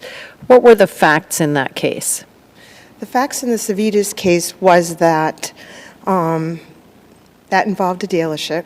That involved a fact where the husband was actually contributing quite generously to the wife during the party separation, and that the wife did not participate in any of the increased value related to his business post-separation. The business was actually created after the separation, and the wife did not participate in the activities of that business. That's correct, Your Honor. So that's not really this situation. These are properties that were purchased during the marriage with funds that were contributed by both parties, but not insignificantly by the husband, and where the increase in the value was not tied, at least according to the judge's findings, to any efforts by the wife. She was maintaining them for sure, but the judge did not find that the increase in the value of those properties was due to her efforts. Instead, it appears that the increase in value was an increase in market value enjoyed by the real estate market as a whole. So is there a case that's, let's say, better support for this kind of factual situation than Civitas versus Civitas? Well, I think there is case law that supports an unequal division of the marital estate. But I'm not asking about that. I'm asking about what we've got here, which is where let's say the gain, the gain is due to an external force, not to an effort by either party. I would say no, that I'm not aware of a case where there would be a different result based upon. Because normally, just the way I understand it, normally you avoid this problem by valuing the properties as of the date of the divorce. Well, this is a unique case. First of all, the wife really did participate in the preservation of the assets. If it wasn't for the wife's additional actions, not only did she improve 50 Old Lighthouse Road by renovating about $60,000 worth of renovating a shed into an actual rental property, but she maintained the rental business, and that was a lot of extra work. I mean, the husband actually had actions that made it more difficult during the party separation for her to do that. I mean, at one point, his girlfriend was drinking, he was on the property, there was an incident with a tenant, the police came, and Airbnb actually shut down the advertisement. That was one situation. But the wife was responsible for obtaining these tenants, whether they through a medical practice or they were through Airbnb. She wrote the leases, she showed up, she did the turnovers. Oftentimes she did the cleaning as well, in addition to all of the maintenance. I mean, if it wasn't for the wife's sole efforts, these properties wouldn't have all existed at the time of the trial. As you can see, their budget was very, very tight. But did the judge, as I understand the Civitas case, and the judge quoted from it in the opinion, it tells us that a court may prevent a spouse from sharing in post-separation increase in asset value where, quote, the increase in value was solely attributable to the other spouse's efforts. I didn't see that the judge made a finding that the increase in value was solely attributable to the other spouse's efforts. The judge said instead, the year of separation 2017 has been selected because husband did not contribute financially to the marriage after this date. So I'm a little troubled that the judge didn't make the requisite finding. So I think the court needs to look at the judgment as a whole. The husband received a larger portion in the non-real property assets. He also received that equalization payment of about $297,000, and he also received alimony. Also, at the time of the trial, there were only 3 properties that had any appreciated value, and he obtained the appreciated value in one of those properties. I mean, the standard for property division is an equitable division of the marital estate, not necessarily an equal division. And in this case, looking at the judge's 44-page detailed findings of each and every factor, that the end result was an equitable result. In regards to the equipment issue, this was a husband that hadn't worked in the construction business since 2020. He was awarded 2 larger pieces of construction equipment, 1 tractor and another piece of equipment. He was awarded a property where he could store the equipment in a storage bin, which is what he had been doing at 25 and 34 Averill. He had the ability to use a brand new, newly renovated 3-room rental to store his equipment if he had chosen to be working in construction. And he received $38,000 worth of the equipment. The wife only received her medical equipment, which was valued at $17,000. And then the judge even gave the husband the election. He had the right to elect to buy the wife out of the remaining hand tools, which the 50% value of those was about $6,000. So to make sure I understand what your position, were we to conclude, hypothetically, that the judge picked the wrong date for valuing the real estate, your position is that we would still affirm because if you look at the entire estate, it's still approximately an equitable division?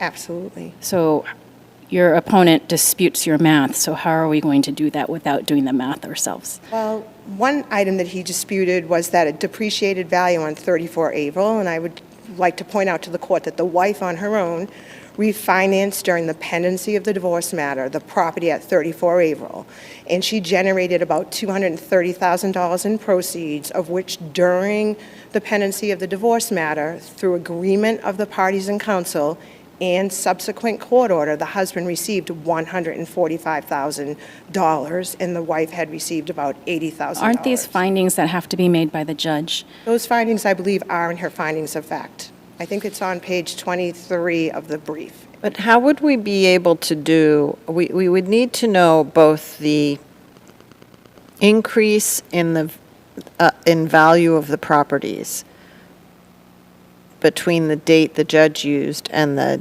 date of the judgment, and then get a handle on all of the costs and revenue associated with those properties, and get a handle on who bore or benefited from those costs and revenue, and then compare those numbers with the market value increase to find out whether the overall division of the marital estate was equitable. Isn't that what would need to be done? Well, I think the parties stipulated to the values of the real estate as of 2017 and 2021, so I think the court did have the 2021 values available to them, and all of the wife's financial documentation and what the wife had paid, and bank account statements and invoices. We had forensic accountants. I mean, we had 7 days of trial. I think all of that financial evidence in terms of what the wife actually paid for, because the rents did not cover all those mortgages on 4 properties. Also, one of the reasons why she was awarded all 3 properties was simply because she was in her 60s. So how much was the shortfall between rent and the amount the wife was obligated to pay to keep the properties going? It was significant, but I do not have that number as of this moment. Okay, so let's just say it's under $100,000, the shortfall. Probably. Okay, and the embedded gain due to market forces was what? On the vineyard at that time, I don't know. I thought you know said the that- parties had stipulated to it.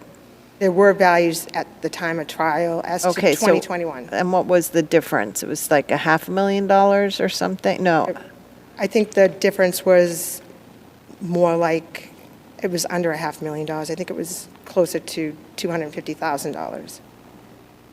the difference between This the value 2017 in 2017 and the date of- 2021, after the wife refinanced the property at 34 Averill. But one of the problems in this So case, it was how much? I think it was closer, it was under $500,000. I think it was closer to maybe $250,000.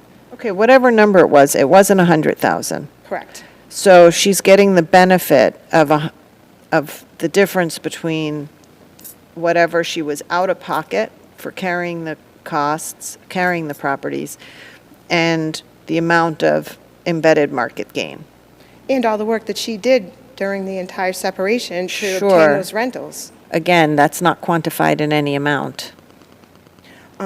Also, the party's intent, and I think the court's intent in awarding the wife these properties is she was the primary breadwinner. She also had a medical illness. She also was practicing medicine in the area of environmental illness, and the marital residence that she lived in and the property next door at 25 Averill, which is only 500 feet away from the marital property, were renovated with specific specifications that made it a safe and healthy environment for someone that has chemical sensitivities.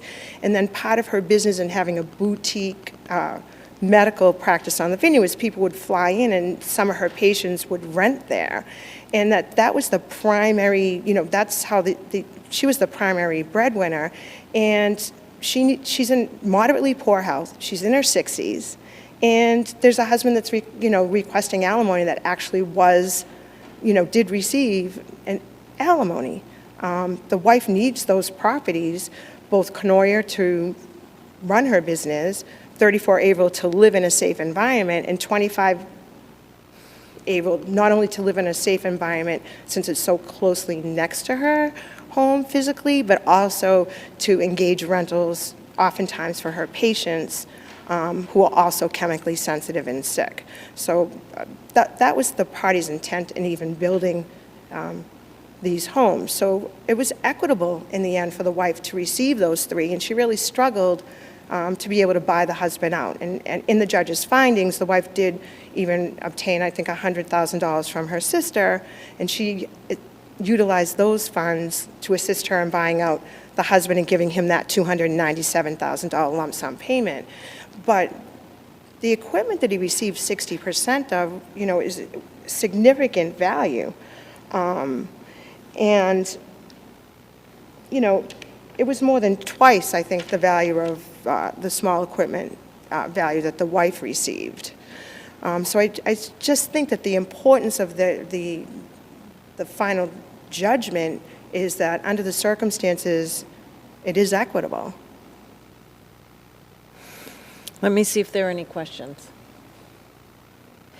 I think we understand your argument. We have your brief. And I thank you both for your arguments and your written submissions. And with that, the case is submitted. Thank you, Your Honors.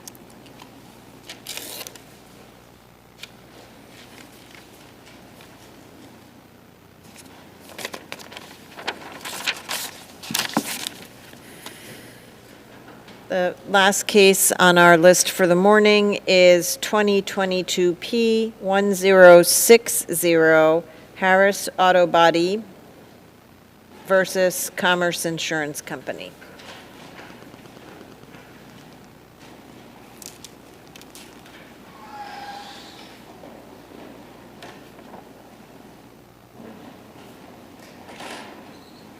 Is that Attorney Garrick?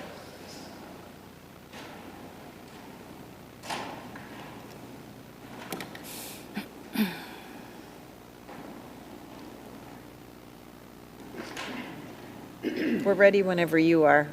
Good morning, and may it please the court. Joshua Garrick on behalf of Harris Autobody, Douglas Haddad, and Alexander Haddad. This case is not about whether or not the judge in the Worcester case should have or should not have approved the settlement agreement.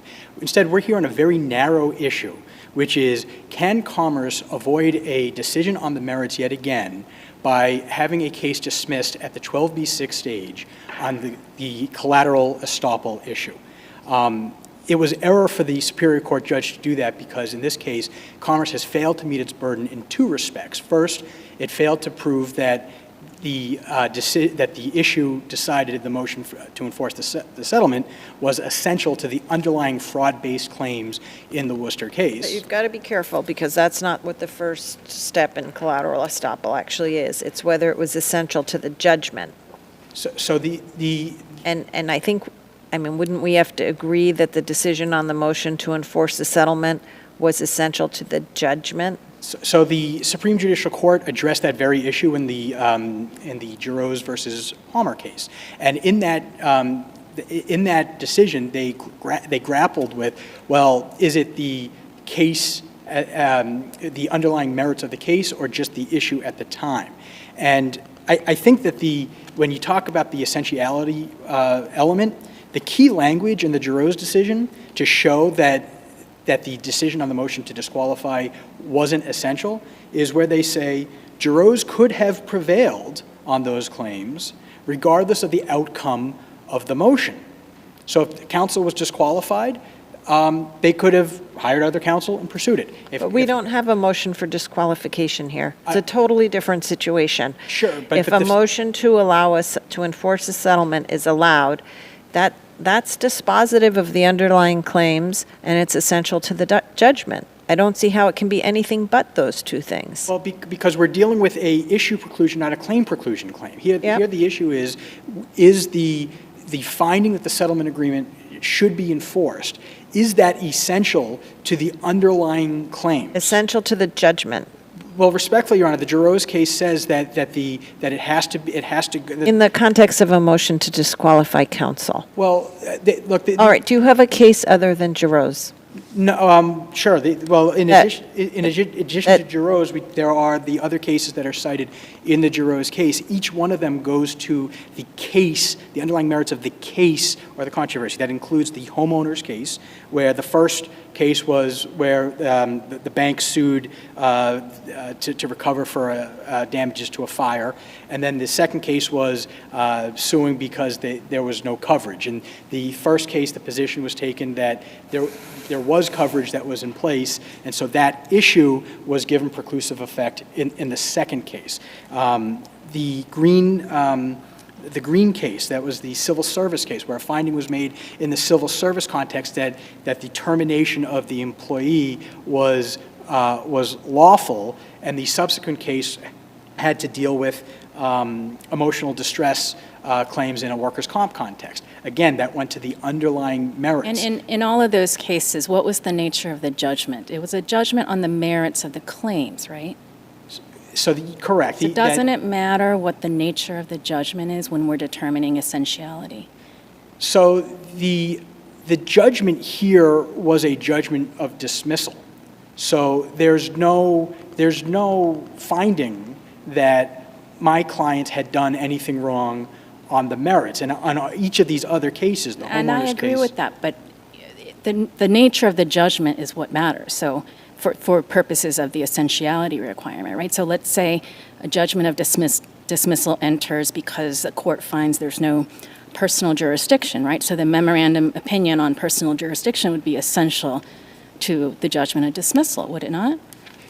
It's not, it doesn't relate to the merits of the underlying claims, but it's still essential to the judgment. Well, I think that the distinction the way I would respond to that, Justice Shin, is to say that in a case like that, the preclusive effect would not be an issue preclusion, it would be a claim preclusion. Because if there's a lack of personal jurisdiction or something along those lines where the judgment entered on those grounds, that you can't just simply refile that case somewhere else because there is a definitive finding on the merits. Here, the case on the merits had to do with insurance fraud. There's no finding whatsoever. In fact, the settlement agreement that was proposed that they try to enforce so desperately, the language that they use, which is attached to the addendum to our reply, says this is not based on the merits. This is solely to avoid the uncertainties of litigation and to avoid ongoing litigation costs. Okay, but it's still, the judgment still acts. Why is it that the effect of this judgment is not controlled by Rule 41 B3? B3. Sorry? B3. Right. So the question is, I'm looking at the language. Yeah. And I don't understand why this case doesn't fall under any involuntary dismissal not provided for in this rule, other than a dismissal for lack of jurisdiction, for improper venue, or for failure to join a party under Rule 19, for improper amount of damages in the Superior Court or in the District Court, operates as an adjudication on the merits. Yes, and the reason why that doesn't apply is because that would apply to a claim preclusion analysis, not to an issue. We're not seeking here saying, well, we want to avoid the judgment. That's not what we're here doing. All we're saying is that the factual issue, which was based on an interlocutory order, no longer exists. So the claim itself could be extinguished by Rule 41, but that's not the inquiry for this court. The inquiry for this court is the issue that Commerce is seeking to preclude us from relitigating, is that precluded? And under the... Well, your issue is you want a declaratory judgment as to the contents of the settlement agreement. No, well, that's not necessary. The declaratory judgment action was to determine, is there an obligation? It wasn't to... What declaration are you seeking in the DEC action? Declaration that what? The declaration was that we're not bound to any of the terms. And the reason why... Because no contract exists, right? Essentially. Okay. And what was the basis for the judgment in the underlying case? What was the basis for dismissal of the prior litigation? Let's start with that. The underlying case was dismissed because the parties didn't submit an agreement for judgment or a stipulation of dismissal. And had previously reported that the case was settled. and that's all the parties did, and we agree to that. We agree that the parties had reported the case settled, but at that same hearing, and again, I don't want to digress into the facts of that because that's our argument below. But at that same hearing, counsel both for Commerce and for all of the Harris parties said, look, if we recognize that we may not consummate this deal, and so we're going to be right back here in 30 days if we can't settle. Do you agree that but for the judge's determination that a contract existed, that the settlement agreement was a binding contract, but for that determination, the case doesn't get dismissed, right? But for the decision, the case doesn't get dismissed. I would agree with that. That without that finding, the case would have remained active. And they could have filed a motion to set. So isn't that the definition of something that was essential to the judgment? It's essential to the conclusion of the case. It's not essential to the underlying claims. And I think. But I didn't ask that. I asked isn't that the definition of something that's conclusive or essential to the judgment? Well, I would answer that question, yes. Yes. I agree, but that's not the standard under Giroux, and again, Giroux couldn't be clear. The finding must be regarded by the court and the party as essential, merely essential to a determination of the narrow issue before the court at the time, and that's why we're here. That by the rule of the SJC in the Giroux case, if the standard was it had to be essential to the judgment, like the hypothetical question you just asked, then yes, we wouldn't be here. We wouldn't have filed the declaratory judgment action. We took reliance on the Giroux case to say that the factual finding that there's a contract, which we obviously respectfully disagree with, we took the fact that established law under the Giroux case said as long as it's not essential to the claims at issue in that case, the fraud-based claims, which, by the way, they've come nowhere near proving, that's why we did what we did. We had already filed an appeal. But the only declaratory judgment, the only declaration you're seeking here is as to the validity of the settlement agreement. You're not looking to, right? It's just a declaratory judgment action, the second case. Correct. What in are which our you're obligations? seeking right. So how is it that even if we were to accept your reading of the Giroux case, how is it that the ruling on the motion to enforce the settlement is not dispositive of your declaratory judgment claim here?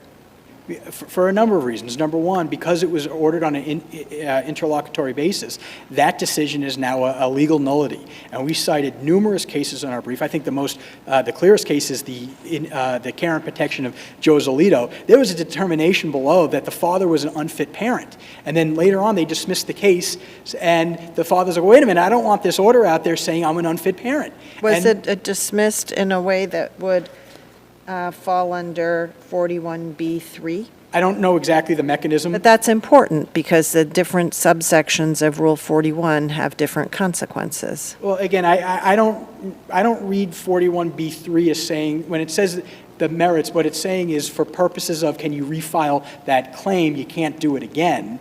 But for purposes of issue preclusion, where we're talking about an interlocutory order which becomes null and void by operation of law, you can't just say, all right, well, the claim goes away, but so does that issue, because then you have a Joe Zolito issue. Would you agree, I'm sorry to interrupt Yeah, you, no but problem. would you agree that in the underlying litigation or the prior litigation, so neither party agreed to a stipulation of dismissal and the judge ultimately dismissed it. So would you agree that that was an involuntary dismissal of the case? So there's case law, I think it's the Morgan case, that says that a dismissal, that it would be essentially a involuntary dismissal of the case. That's helpful. Thank you. But in this instance, I don't know if your question is going to whether or not we have appellate rights based on that involuntary dismissal. I think the court should recognize that, we obviously disagreed with the decision. We appealed the decision. We came up to the appeals court. The appeals court, for lack of a better word, remanded back to Judge Sullivan to make a decision one way or the other. So at that point in time, when the judgment entered for dismissal, in which by the result of that being the interlocutory order is now a nullity, and the dismissal being in our favor. Honestly, counsel, I don't understand what you mean by the interlocutory order is a nullity. Yeah. And anything that precedes a judgment is interlocutory, right? Yes. So let's say you move for summary judgment, and the court grants that motion and issues a memorandum opinion. That's interlocutory. And then judgment enters granting summary judgment. What do you mean by the underlying order becomes a nullity? So any findings that were made before the entry of judgment, unless they're included as part of that judgment, go away. So the judgment says summary judgment granted, and there's an underlying decision that makes findings. So you're saying none of that has preclusive effect? No, the difference is that that summary judgment was granted, so that becomes a final judgment as opposed to the interlocutory findings. So here, there's anything, right? Temporary orders in a divorce case, the Joselito, the parental unfitness. These are all examples of cases where. But this is a dispositive motion. A motion to enforce a settlement is a dispositive motion, because if the judge finds that there's a settlement agreement that was reached, that ends the case. Fine, so the claim gets extinguished. And then it's involuntarily dismissed, and it falls under Rule 41B3, which says that that judgment operates on the merits, as an adjudication on the merits. Right, and so at that point in time, two things happen.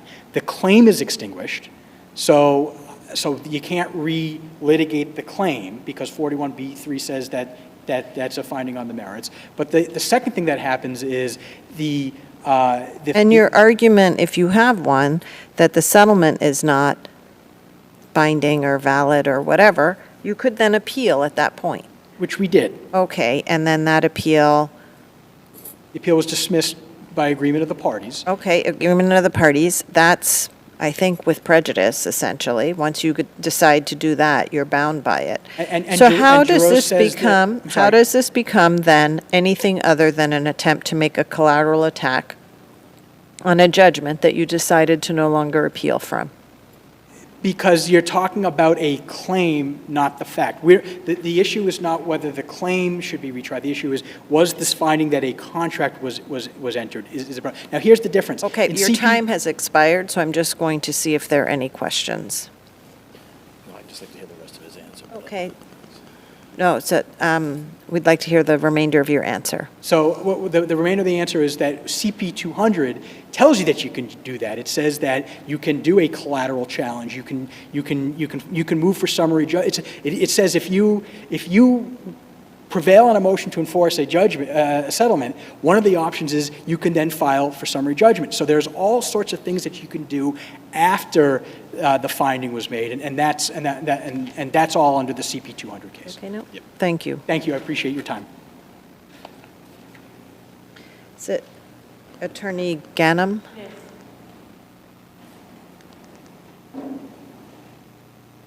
May it please the court.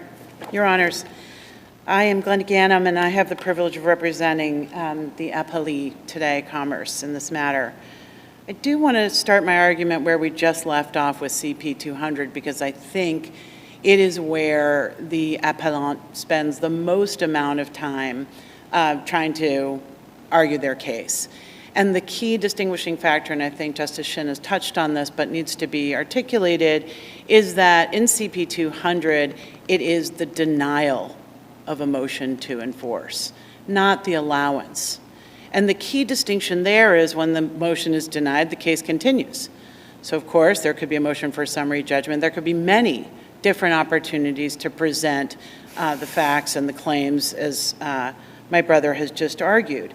But here, where there is a dispositive motion that is well-briefed, argued, over 50 exhibits from every party presented to the court, a 15-page memorandum of decision, Not only did Judge Sullivan articulate it once that this was a judgment on the merits and resolve the case, the appeals court actually made a finding that the motion to allow, the allowance of the motion to enforce was also effectively the conclusion of the litigation, and invited the Harris parties to a second bite at an appeal, and didn't agree with us, actually, and then said to the Harris parties, we're going to remand for all intents and purposes, have the judge enter in Worcester a judgment, an involuntary dismissal, as the court points out, under 41B3, which resolved the merits, and then invited them by a certain date to provide a status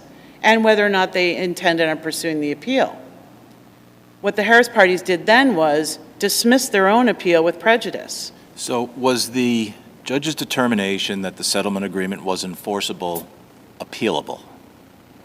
Yes, and the What appeals point? court said so. At what point was it appealable? Well, at the point that the initial judgment was entered, what happened was there was a procedural, No, I understand what happened. I'm just, my question's very specific. At what point was it appealable? when judgment entered. The first judgment, the second judgment, or both? It could be both. And I don't think the appeals court made a distinction because the appeals court invited the appeal once the judgment was entered and asked for a specific status from the Harris parties, because I think the appeals court was concerned with the issue, and far be it from me to know, but the issue of finality. And was this reviewable? And so here was another opportunity for the Harris parties to seek review. They chose not to do that. And as this court points out, there's only one prayer for relief in the Middlesex action, which is to undo the settlement agreement. There's nothing else. And then it asks for attorney's fees and costs. But in terms of a substantive request for relief in Middlesex, and the Judge Saruf there pointed to the Miller case, which is factually directly on point. It speaks to a motion not to disqualify counsel, not about whether it was a fit parent. It literally tracks the issue of whether or not a motion to enforce a settlement agreement is binding in that sense. And so it's well briefed. And I think what Jaros does, which I think is interesting, is gives a roadmap, but in a different circumstance and in a different condition. But the SJC talks about the fact that it doesn't have to be a judgment in that traditional sense. So, Justice Neyman, to your question, it doesn't have to be that particular judgment, 41B3. Even the allowance of that motion, which would necessarily result in a judgment, could be that judgment in the less traditional or less strictest sense. There is an expansion, unlike res judicata, which really follows that 4 points, make it or you don't. There has been an expansion in these decisions about what constitutes a judgment, how do we construe a judgment, and in this point, when the motion to enforce is allowed, there's nothing left to decide. But so you filed a cross appeal from that first judgment, right? And that's, I'm assuming, because the judgment didn't enter in accordance with what you wanted it to say, right? So, I mean, on its face, a judgment of dismissal of the plaintiff's complaint does look like it's favorable to the defendant and not the plaintiff. Well, so the reason we filed the cross appeal was because the appeal was taken during the NISI period. So because it was taken during that period of time where there had that original entry of NISI was ordered, and then we hadn't yet gotten a judgment from the court, we wanted to make sure to preserve. I thought the judgment entered in October of 2021, dismissing the case without prejudice, and then you emailed, maybe not you personally, but on November 15th, asking Harris parties whether they were pursuing their appeal, and that same day, when the 30-day appeal period was about to run, Commerce filed a cross appeal. So that was after the judgment. Without prejudice, correct. Right. So Yes. that, and I'm assuming that's because of the form of the judgment, right? That you filed a cross appeal? No, Okay. was to protect the interest should an issue be raised on appeal that we had not yet been made aware of, because the judgment in its formality, and we actually asked the court to enter judgment, and then the appeals court instructed the court to enter judgment, which then the court did. And we actually asked and filed the motion for entry of judgment because... So let's say there was an order from this court because the appeal from the Harris parties was filed before judgment entered, and there was an order from this court saying that once judgment dismissing the plaintiff's complaint enters, you can file a new notice of appeal to the Harris parties.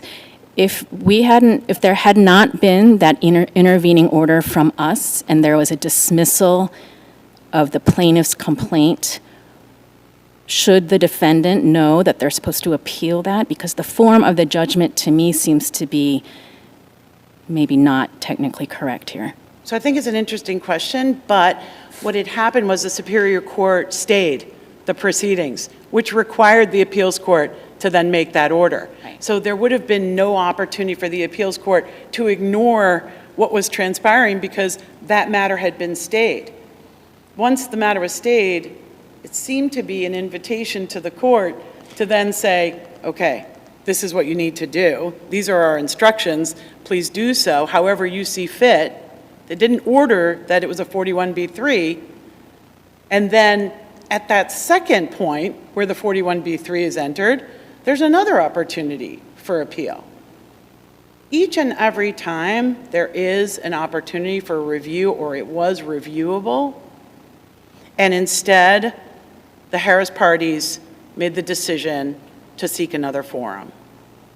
And exactly as we've stated in our brief and as case law, in order to undo, because even in the oral argument, Judge Saroof said, what do I do if I don't allow this motion to dismiss? What is the evidence?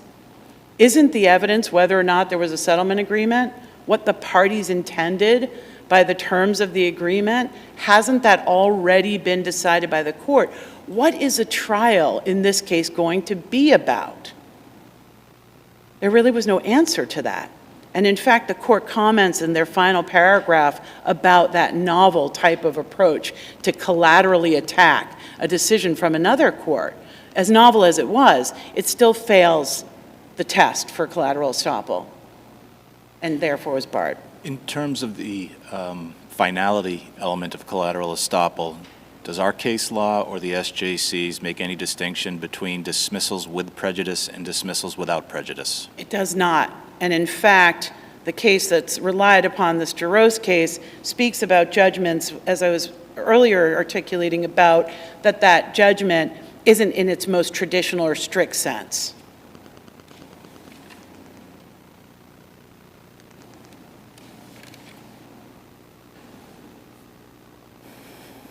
I just want to make sure my notes are correct about that, Your Honor.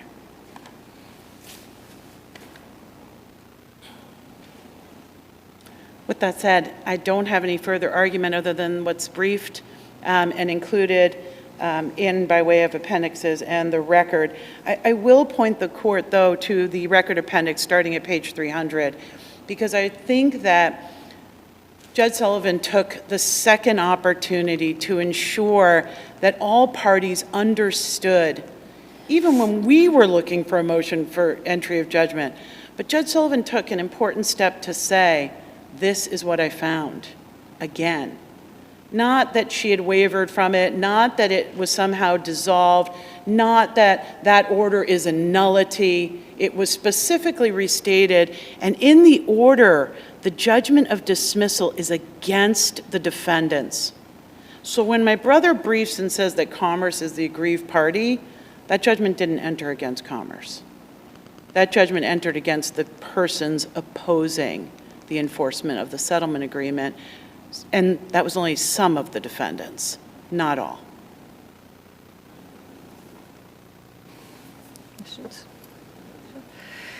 Unless you have anything further to add, we don't have any questions here. So, and we'll take the case as the remainder of your arguments is presented in your brief. With that, the case is submitted. Thank you both for your arguments. Thank you, Your Honors. And that concludes our sitting for today. Thank you to all of our court personnel for making this morning's session so well run, and the court is in recess.